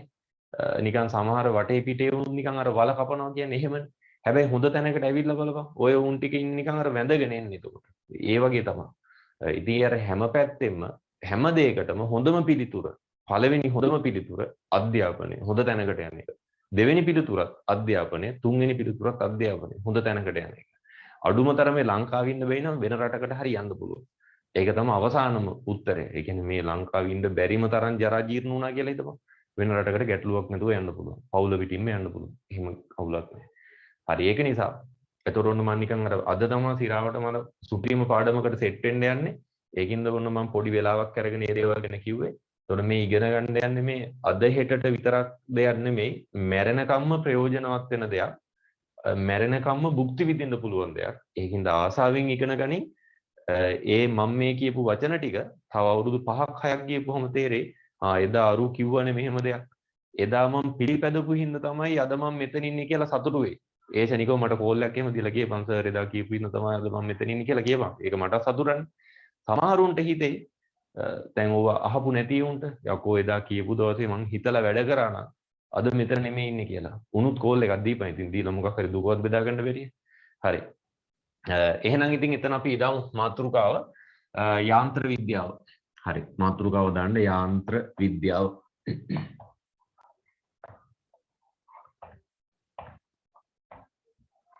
එතකොට මේ තමයි භෞතික විද්‍යාව අපි ඉගෙන ගන්න දෙවෙනි ඒකකය. එතකොට පළවෙනි ඒකකයේ යටතේ තව අපි මග ඉන්නේ. ඒ තමයි ඒකක මාන සහ මිනුම් උපකරණ පාඩම. එතකොට මේ තමයි දෙවෙනි ඒකකය යාන්ත්‍ර විද්‍යාව. ඉංග්‍රීසියෙන් මෙකැනික්ස් කියලා කියන්නේ මම ඉංග්‍රීසි යෙදුම් වලට යන්නේ මොකද මෙතන ඉන්න සියලු දෙනාම සිංහල නිර්දේශයට ඉගෙන ගන්න අය අය බොරුවට ඉංග්‍රීසි දාලා කාලේ නාස්ති කරන්න උවමනාවක් නැහැ. ඒක නිසා. හරි. එතකොට මෙතනින් පස්සේ පාඩම කරනකොට මෙහෙමයි වෙන්නේ. මම දන්නේ අනිත් ඒවා ගෙතවල ඒක භාවිතා කරාද කියලා. වෙනම පොතක් ගනින්. වෙනම පොතක් කියන්නේ පොතක් මෙහෙම ගන්න ඕනේ නැහැ. මං ඉගෙන ගන්න කලින් මං කියනවා මට එහෙම පොතක් ගන්න ලොකුට මුදල් තිබ්බේ නැහැ කියලා. ඔය O level කාලේ ලියන පොත්වල හිස් කොළ තියෙනවා. සහ ඔය දැන් ඔය මේ ඔය print shop වල එහෙම තියෙනවා අර මේ මොනවද මේ cut papers කියන්නේ. ඔය නිකන් විසි කරන කොළ සෑහෙන මිඩියක් ගන්න පුළුවන් පොඩි ගානකට. ඒ වගේ කොළ සෙට් එකක් හදාගෙන ස්ටේපල් කරලා එහෙම පිළිවෙලට තියාගනින් පොතක් ගන්න පුළුවන්. ඉතින් පොතක් ගන්න එක වඩාත් හොඳයිනේ. කැමැති විදිහක්. ඒක මගේ බල කිරීමක් නැහැ. ටියුට් එකේ ගණන් ටික ලස්සන ටික 2 3 4 5 කියලා දාලා ඕකේ තමයි හදන්නේ. අවසානයේ විභාගේ දවසට යනකොට ඒ ටික දිහා බලලා බලයන් අර හිතේ තියෙන බය, ඒව මානසික දේවල්, හිතේ තියෙන බය, අරණිය කැළඹිලි ස්වභාවය, ඒ ඔක්කොම ටික මිස් කරලා ඩීසන් පිට ගිහිල්ලා විභාගේ ලියන්න පුළුවන්. අයියෝ අර වගේ ගණන් තෝගයක් හදලා තියෙන එකට බැරි වෙන්න දෙයක් නැහැ. ලස්සනට හැදෙන්න ඕනේ. ඒක නිසා ඒකට වෙනම පොතක් තියාගනින්. මම දැම්මම කිව්වේ අමතක වෙයි කියලා මට ආපහු කියන්න. අද ඉඳන් එතකොට ඔය පාඩමේ ඉඳන් අවසාන පාඩම දක්වා සියලුම ගණන් ටික අනිවාර්යෙන් තමන් සෑදිය යුතුමයි. මමත් හදනවා. හැබැයි තමන් අනිවාර්යෙන් ආපහු හැදිය යුතුමයි. හරි. නෝට් එකේ හදන්නේ නැහැ ඒ ගණන්. මාත් එක්ක හදන ඒවා හදපන් නෝට් එකේ උදාහරණ ඒවා හරි. ටියුට් එකේ ඒවා ටික පිළිවෙලට ලස්සනට වැඩේ වෙන්න ඕන. හරි. යාන්ත්‍ර විද්‍යාව. එතකොට යාන්ත්‍ර විද්‍යාව කියන නම ඇතුලේ නිකන් ඔයාලට නිකන් නමේම අදහසක් එනවා යාන්ත්‍රික. ඒ කියන්නේ මැෂින් වගේ. ඔය එක මැෂින් ඒව වැඩ කරන විදිහ. මොනවද තියෙන මැෂින්? මම ගන්නම් වාහනයක්. හොඳම මැෂින් එකනේ වාහනයක් නේ. ඒතර වාහනයක් යනවා. පාරක යනවනේ. රෝද කැරගෙනවා. නේ රෝද කැරගෙනවා දැකලා තියෙනවනේ. වාහනයක් යනකොට රෝද කැරගෙනවා. ඊට පස්සේ මේ ඔය වාහනේ යනකොට අපිට නොපෙනුනාට ඕක යන්නේ මේ වාතය තුලින් යන්නේ. ඒතොර නිකන් අපි ඔයගෙන අර විවහාරය කියනවනේ හුලම් බදනවා කියලා. නිකන් අර හුලම් පාරවදී. ඒකට අපි කියන වාත ප්‍රතිරෝධයක් කියලා. ඊට පස්සේ ඕකේ ඩ්‍රයිවර් යනකොට කොහොමද කරන්නේ? අර ඇක්සලරේටරේ පාගනවා. ඒතොර වේගය වැඩි වෙනවනේ. වේගය වැඩි කරනවා. අය බ්‍රේක් එක පාගනවා. ඒතොර අපි කියන වේගය අඩු කරනවා. වාහනේ නවත්තන්න යද්දි. ඒ වගේ මොකක් හරි යන්ත්‍රයක සිද්ධ වන ක්‍රියාවලිය සම්බන්ධයෙන් තමයි අපි මේ පාඩමේ සාකච්ඡා කරන්න යන්නේ. එක එක චලිත ආකාර. රෝදේ කැරගෙනවා, වාහනේ ඉස්සරහට යනවා, වේගය වැඩි වෙනවා, වේගය අඩු වෙනවා, ඒ වගේ. අන්න යන්ත්‍රයක් සතු නොයෙකුත් චලිත ආකාර. ඒ වගේ මේ යන්ත්‍රයක් පවතින විදිය. කියන්නේ පාරේ ඕක නතර වෙලා තියෙනවා. මේ ඒ වගේ. අන්නේ සම්බන්ධයෙන් ඉගෙන ගන්න කොටස තමයි එතකොට ඔය යාන්ත්‍ර විද්‍යාව කියලා කියන්නේ. හරි. ඒක යටතේ ලියන්න මෙහෙම. වස්තුවක් සිදු කරන නොයෙකුත් චලිත ආකාර. වස්තුවක් සිදු කරන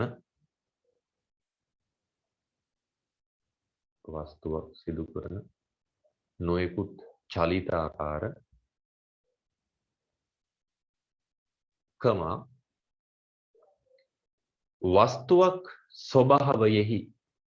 වස්තුවක්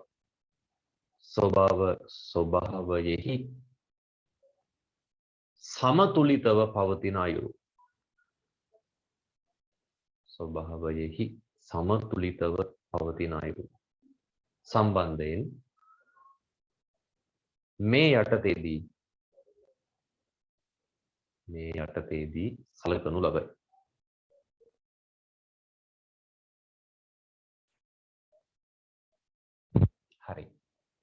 ඒ කියන්නේ අනුමාත්‍රිකාවක් දාන්න මෙහෙම. අපි ඉස්සෙල්ලාම බලන්න යන්නේ ඒක යටතේ මේ චලිතය සම්බන්ධයෙන්, ඒ කියන්නේ චලනය වීමක් ගැන. ඒකෙත් අපි මේ ඉස්සරෝම මේ ලොකු දේවල් ගැන බලන්න යන්නේ. අපි ඉස්සෙල්ලා බලන්නේ නිකන් අර කෙලින් සිදුවන චලිත. තනි කෙලින් පාරක යනකොට ඒ වගේ. දැන් තනි කෙලින් පාරක් නම් ඒක අපිට කියන්න පුළුවන් සරල රේඛාවක් කියලා. ඔයාලා ඒක අහලා තියෙන සරල රේඛාවක්, තනි කෙලින් පාරක්, සරල රේඛාවක්. ඒක නිසා අපි මේකට නමක් දෙනවා සරල රේඛීය චලිතය කියලා. හරි, එතන දාන්න මාතෘකාවක්, අනුමාතෘකාවක්, සරල රේඛීය චලිතය.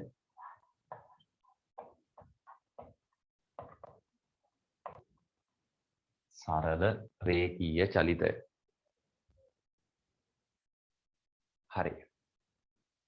එතකොට සරල රේඛීය චලිතය යටතේදී අපි එහෙනම් බලන්න යන්නේ මේ සරල රේඛීය මාර්ගයක් ඔස්සේ වස්තුවක් චලිත වෙනකොට සිද්ධ වන ක්‍රියාවලිය සම්බන්ධයෙන්. හරි, එතන දාන්න ඊළඟ රුලේ සරල රේඛීය මාර්ගයක් ඔස්සේ සරල රේඛීය මාර්ගයක් ඔස්සේ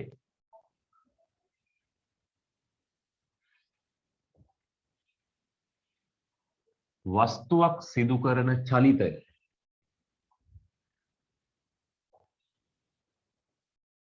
සරල රේඛීය මාර්ගයක් ඔස්සේ වස්තුවක් සිදු කරන චලිතය. මෙහිදී සලකනු ලබයි. මෙහිදී සලකනු ලබයි. හරි. එතකොට දැන් පාඩම ඉගෙන ගන්නකොට මම ඔය දැන් ඔන්ලයින් ඉතින් අහනවා ප්‍රශ්න තියෙනවද කියලා මොකෙක්වත් කියන්නේ නැහැ නේ. ප්‍රශ්න නැතුවද දන්නේ නැහැ, තියෙනවද දන්නේ නැහැ, අහන්න නැතුව ඉන්නවද දන්නේ නැහැ. එහෙනම් මට පේන්නේ නැහැ. හැබැයි ඔය ෆිසිකල් ක්ලාස් එක පටන් ගත්තාම මම හැමෝගෙම පොත් එහෙම ළඟට ඇවිල්ලා බලනවා. එතකොට අර ඔයාලට ඔය අඩු පිරිසක් ඉන්න පන්තියකට සහභාගී වීමේ විශේෂ වාසියක් ඒක. හැමෝම ගැන අවධානයක් මට තියෙනවා. දැන් ওই නම් වලින් සමහර මූණට හම්බුණත් මම දැකලවත් නැහැ. අඳුරන්නේත් නැහැ. හැබැයි පස්සේ කාලේක එහෙම නැහැ. සමීපව මොකಾದ කියපු ගමන් මම දන්න ඌ කොහොම එකද කියලා එලිම කතා වස්තුවම කියන්න පුළුවන්. හරි. ඒකින්ද ඔය ලස්සන රැටි කිහිම කරපන්. ඒ කියන්නේ මගේ හිතේ තැනක තැම්පත් වෙනවා. එක එකාගේ data sheet එක. මුගේ මුණ දිහා බලපුවම මූ මෙහෙම එකෙක් වැඩ කරන සුපිරි ඩයල් එකක්. එහෙම වුණාම මොකක් හරි ආවම just උදව්වක් වුණත් කරන්න හිතෙනවා. සමහරුන් ඉන්නවා ටේප් එකේ අයිස ගහලා මාරු වෙලා ඉන්නේ. ඉතින් උදව්වක් කිව්වත් කරන්න හිතෙන්නේ නැහැ. අයියෝ ඉතින් එහෙම අයිස ගහන්නේ උදව් කරට තේරුම් නැහැ. එහෙම. හරි, ඒකින්ද ඒවෙම මතකයේ තියාගනි. හරි. ළඟදීම දැන් අපි හම්බ වෙනවානේ. හරි. එතකොට ඔය සරල රේඛීය චලිතය යටතේ අපිට මේ එහෙම කතා කරන්න යනකොට දැන් අපි කිසිම දෙයක් තාම දන්නේ නැහැ. ඒක නිසා අපි ඉස්සෙල්ලාම යන්නේ මේ විශේෂ භෞතික රාශි කිහිපයක් ඉගෙන ගන්න. හරිද? ආයෙත් ඊළඟ රුල දාන්න මෙහෙම. මෙහිදී භාවිත වන භෞතික රාශි කිහිපයක්. මෙහිදී භාවිත වන භෞතික රාශි කිහිපයක් ප්‍රථමයෙන් සලකමු.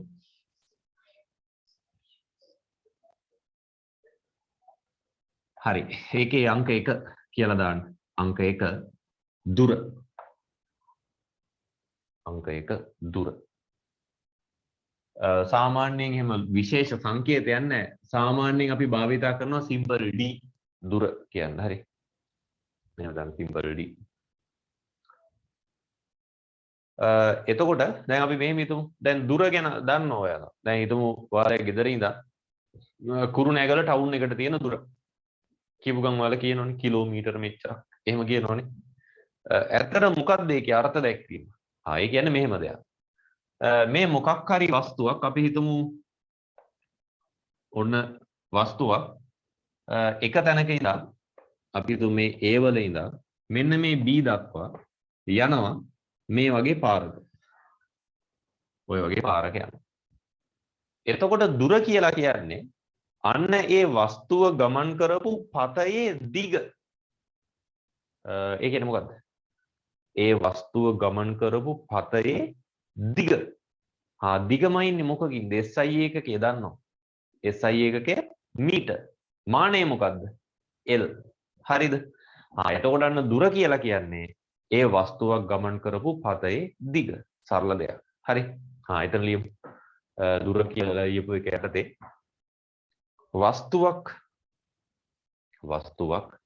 චලිත වන පතයේ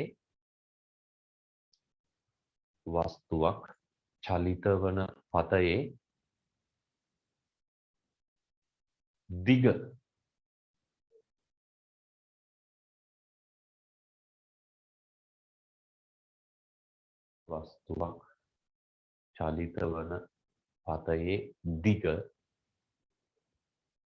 එහි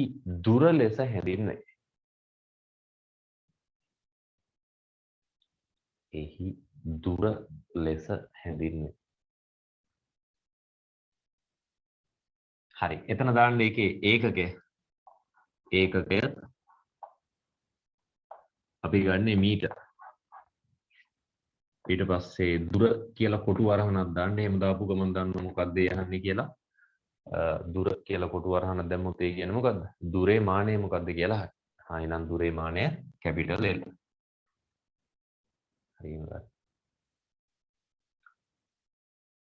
හරි ඒකකයේ මීටර් දුරේ මානය එතකොට L. මොකද ඒක දිගක්නේ. ඒක නිසා. හරි ඊට පස්සේ මේක අදිශ රාශියක්. ඒ කියන්නේ ඒකට දිශාවක් නැහැ. නිකන් විශාලත්වයක් විතරයි. හරි. ආයතන දාන්න ඊළඟ රුලි. මෙය අදිශයකි.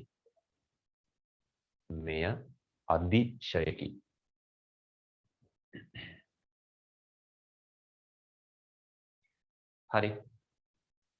ඒක සම්බන්ධයෙන් දැනට ඒ ටික ඇති. ඊට පස්සේ අපි යමු දෙවෙනි එකට. ඒකත් සාකච්ඡා කරන ගමන් අයෝකට එමු. හරි එතන දාන්න ඊට පස්සේ අංක 2 කියලා.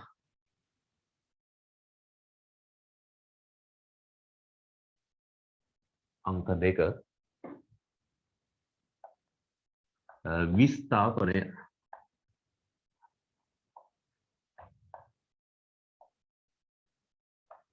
විස්ථාපනය.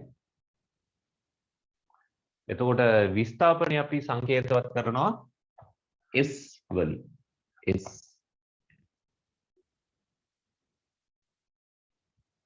හරි.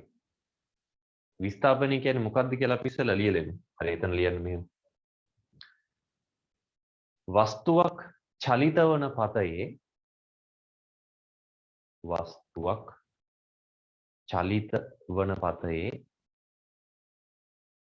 ආරම්භක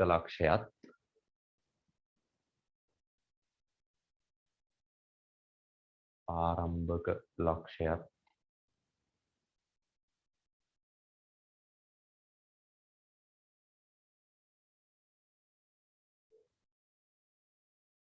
අවසන් ලක්ෂයත්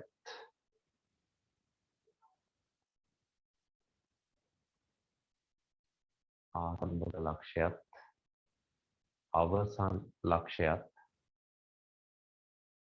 යා කරනු ලබන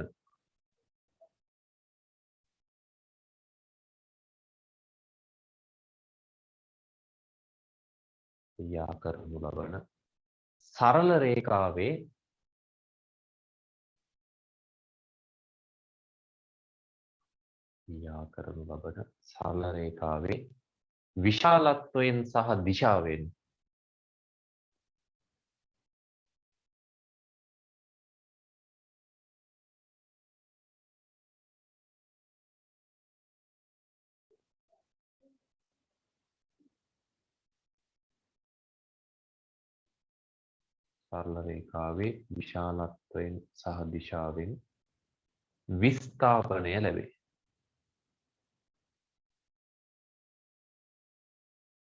හරි. ඒ කීවෙච්ච දේ නම් බලමු. මේ මොකක් හරි වාහනයක් හරි ගියපු පාරක් කියලා ගමු.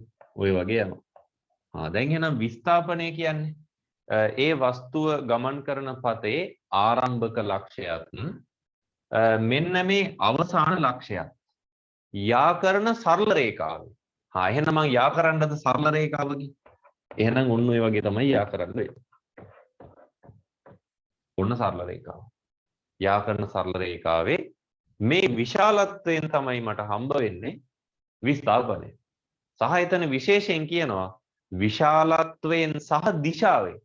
ඒ කියන්නේ මේ දිශාවකුත් තියෙනවා මේ පැත්තට. ඔය පැත්තට. ඒකෙන් තමයි මට හම්බ වෙන්නේ විස්ථාපනය.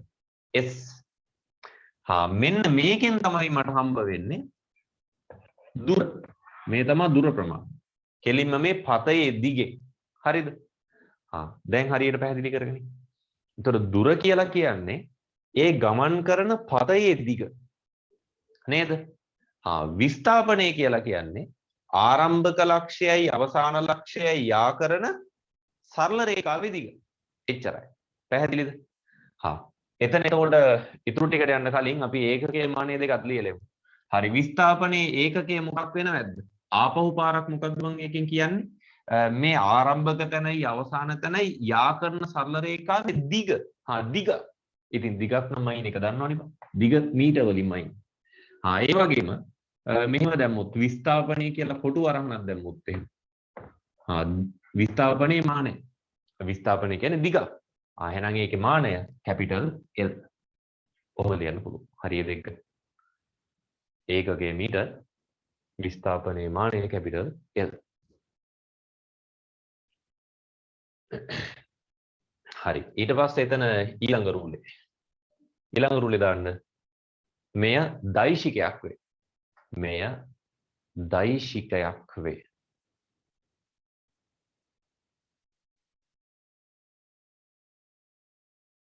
හරි. ඒ කියන්නේ මේකට විශාලත්වයකුත් තියෙනවා දිශාවකුත් තියෙනවා. මේ විශාලත්වයකුත් තියෙනවා. ඒ වගේම මේ පැත්තට දිශාවකුත් තියෙනවා. හරි. එතන ඊළඟ රූලේ ලියන්න මෙහෙම. වස්තුවක් කැපිටල් A ලක්ෂයක සිට වස්තුවක් කැපිටල් A ලක්ෂයක සිට කැපිටල් B ලක්ෂයක් දක්වා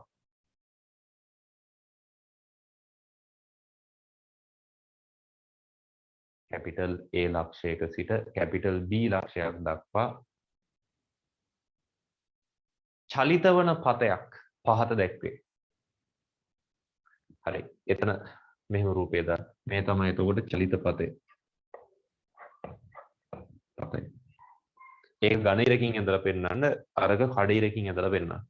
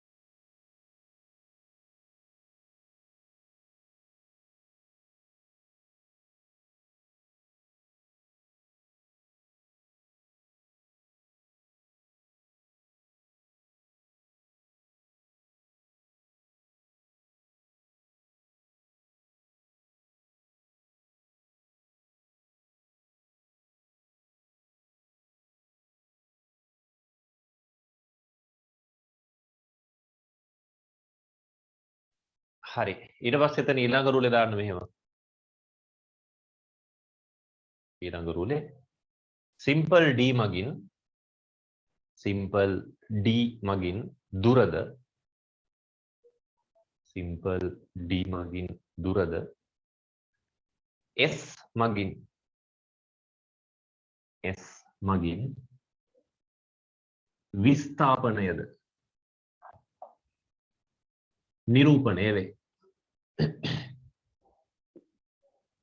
සිම්පල් D මගින් දුරද S මගින් විස්ථාපනයද නිරූපණය වේ. හරි. ඊට පස්සේ එතන උදාහරණයක් ද මෙහෙම දාන්න ඊළඟ රූලේ කැපිටල් A ලක්ෂයක සිට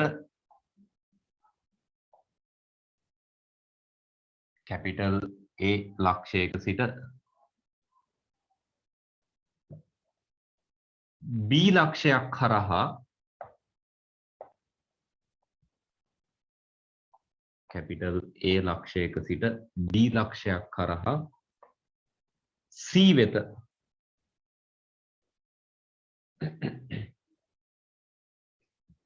B ලක්ෂයක් කරහා C වෙත වස්තුවක්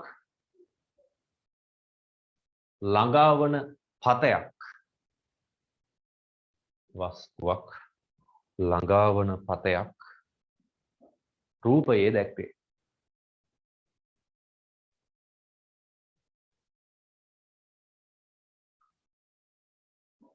එහි චලිතය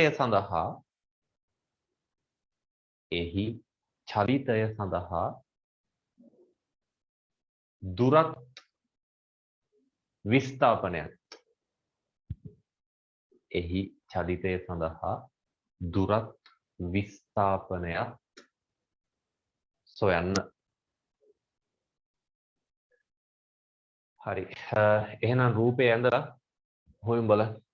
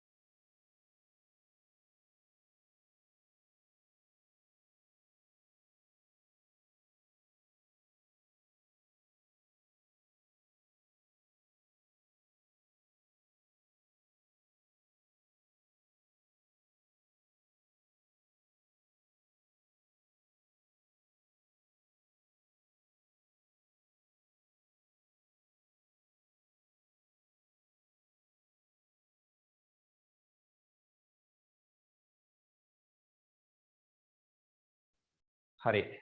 එහෙනම් ගමන් කරන දුර ප්‍රමාණය අපිට ලියන්න පුළුවන් කෙලින් මේ ගමන් කරපු පතේ දිගනේ. එතකොට මෙතන ඉඳන් මෙතෙන්ට තියෙනවා 12ක්. එතන ඉඳන් මෙතෙන්ට තියෙනවා 5ක්. එහෙනම් 12 ධන 5 නිකන් ජස්ට් එකතුවක්. ඇයි? දෛශික කියන්නේ මේ අදිශනේ. නිකන් එකතුවක් ගන්න තියෙන්නේ. එහෙනම් 12යි 5යි එතනින් එනවා 17යි මීටර කියලා. මීටර 17. එතකොට විස්ථාපනය කියන්නේ ආරම්භක ලක්ෂයයි අවසාන ලක්ෂයයි යා කරන සරල රේඛාවේ දිග. ඕක. එහෙනම් පයිතගරස් ප්‍රමේය දාන්න පුළුවන් මේ ඍජුකෝණී ත්‍රිකෝණයක් ඇඳිලා තියෙනවා. එහෙනම් මේ කියන්නේ කීයද? ඒක එකපාර පුළුවන් එකපාර දාන්නයි. ඔය ලෙවල් වලදී ආයේ මේ පයිතගරස් ප්‍රමේයට ලකුණු දෙන්නේ නැහැ. 12 වර්ගයේ දාන 5 වර්ගයේ වර්ගමූලය. එහෙම ලියන්න පුළුවන්. ඒතර 12 වර්ගයේ 144යි 5 වර්ගයේ 25යි. අර පයිතගරස් ත්‍රිත්ව කියලා එහෙම චූටි කාලේ ඉගෙනගෙන නැහැ. ඒතර මේකේ 169ක් කියලා එන්නේ. ඒකේ වර්ගමූලය. ඒ කියන්නේ 13. ආන්න මේ විකර්ණය 13යි මීටර කියලා යනවා. එහෙනම් අන්න අපිට ලියන්න පුළුවන් විස්ථාපනය. විස්ථාපනය සමාන වෙනවා 13යි මීටර වලට. හරි. එහෙම තියෙන්න ඕන. හරිද? ඊට පස්සේ අපි නිකන් පොදු සම්බන්ධතාවයක් මෙහෙම ගොඩනගමුද? දැන් ওই උදාහරණයයි මේ යට තියලා තියෙන එකයි ඒව ගැන චුට්ටක් හිතලා බලලා මෙහෙම කියන්න බෑද? ඔය දේවල් වලින් දුර සහ විස්ථාපනය කියන දෙන්නගෙන් හැම වෙලේම විශාලත්වයේ වැඩි වෙන්න ඕනේ දුරද එහෙම නැත්නම් විස්ථාපනයද? හරි මට උත්තරයක් කියමු බලන්න chat එකේ. ඕනෑම චලිතයක් සැලකුවොත් ඒ චලිතයේ දුර ද වැඩි අගයක් වෙන්නේ විස්ථාපනයද වැඩි අගයක් වෙන්නේ?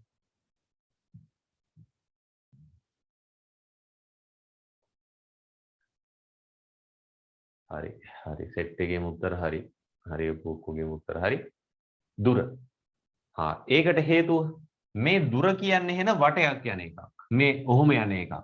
හැබැයි විස්ථාපනය කියන්නේ හැම වෙලේම සරල රේඛීය දිගක්. දැන් නිකන් හිතන්න අපි අර 18 වංගුව එහෙම යනකොට 18 වංගුව පටන් ගන්න තැනයි අවසාන තැනයි ගත්තොත් ඔහොමනේ වංගුව තියෙන්නේ.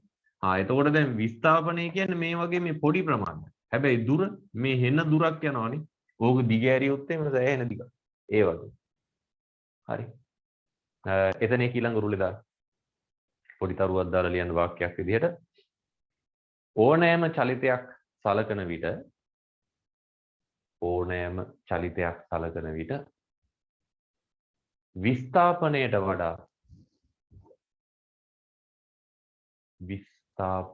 වඩා දුර වැඩි අගයක් ගනී. විස්ථාපනයට වඩා දුර වැඩි අගයක් ගනී.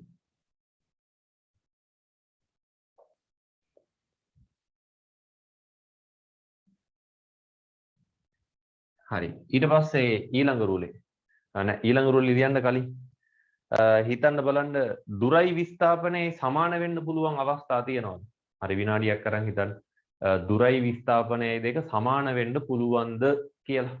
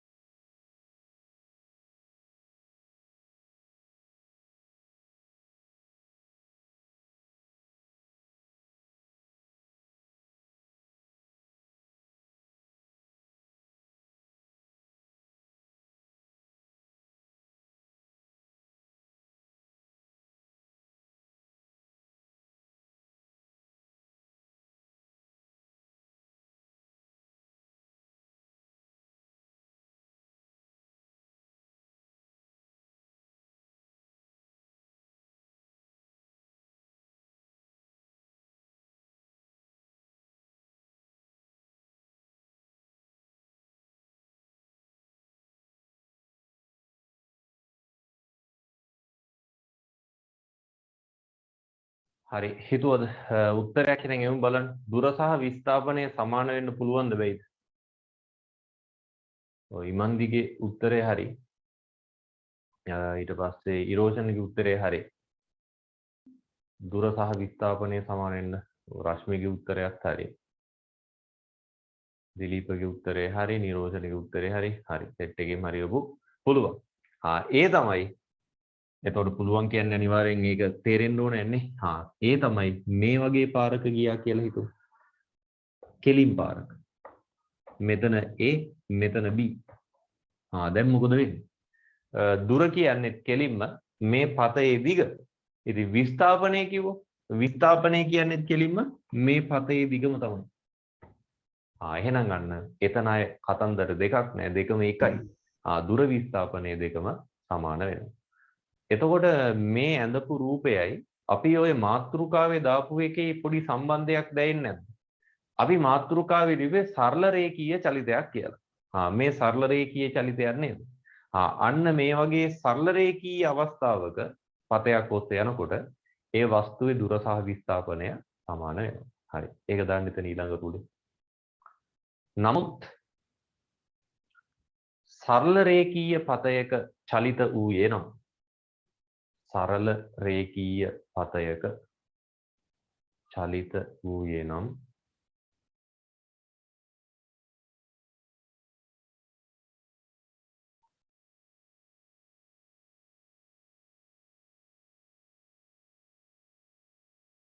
එහි දුර සහ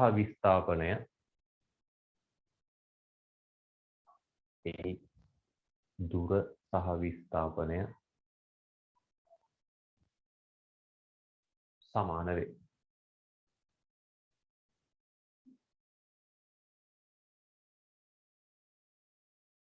හරි. එතකොට ඔන්න අපි ඒ ගත්ත කාරණා කීපේ දුර සහ විස්ථාපනය සම්බන්ධයෙන් එතකොට අදට මම එතනින් පන්තිය સમાપ્ત කරනවා. මොකද අපිට ඊට පස්සේ වේගය සහ ප්‍රවේගය ගැන ටිකක් වැඩි දුර කතන්දරයක් කරන්න තියෙන්නේ. ඒක අදට යෝග්‍ය වෙන්නේ නැහැ. හරි. එතකොට අපි ඊළඟ හෙට කියන්නේ සිකුරාදා හෙට මේ ටයිම් එකටම පහුව අපි හම්බ වෙනවා. ඒක හෙටත් කරන්නේ මේ පාඩම ඉතුරු ටික. එතකොට අපිට හෙට පුළුවන් යන්ත්‍ර විද්‍යාවේ වේගය ප්‍රවේගය ත්වරණය ඒ කතන්දර ටික ඇතුළට ගිහිල්ලා බලන්න. හරි. එහෙනම් සියලු දෙනාටම සුබ දවසක්. ඔය කරපු ටික කරලා අර උදාහරණ ගණන් ටික හදලා මට එවන්න ඕනේ. තාම වීඩියෝ එක බලපු නැතිවම ඉන්නවනේ අනිවාර්යෙන් වීඩියෝ එක බලලා ඒක සෙට් කරගන්න. හරි. එහෙනම් සියලු දෙනාටම සුබ දවසක්.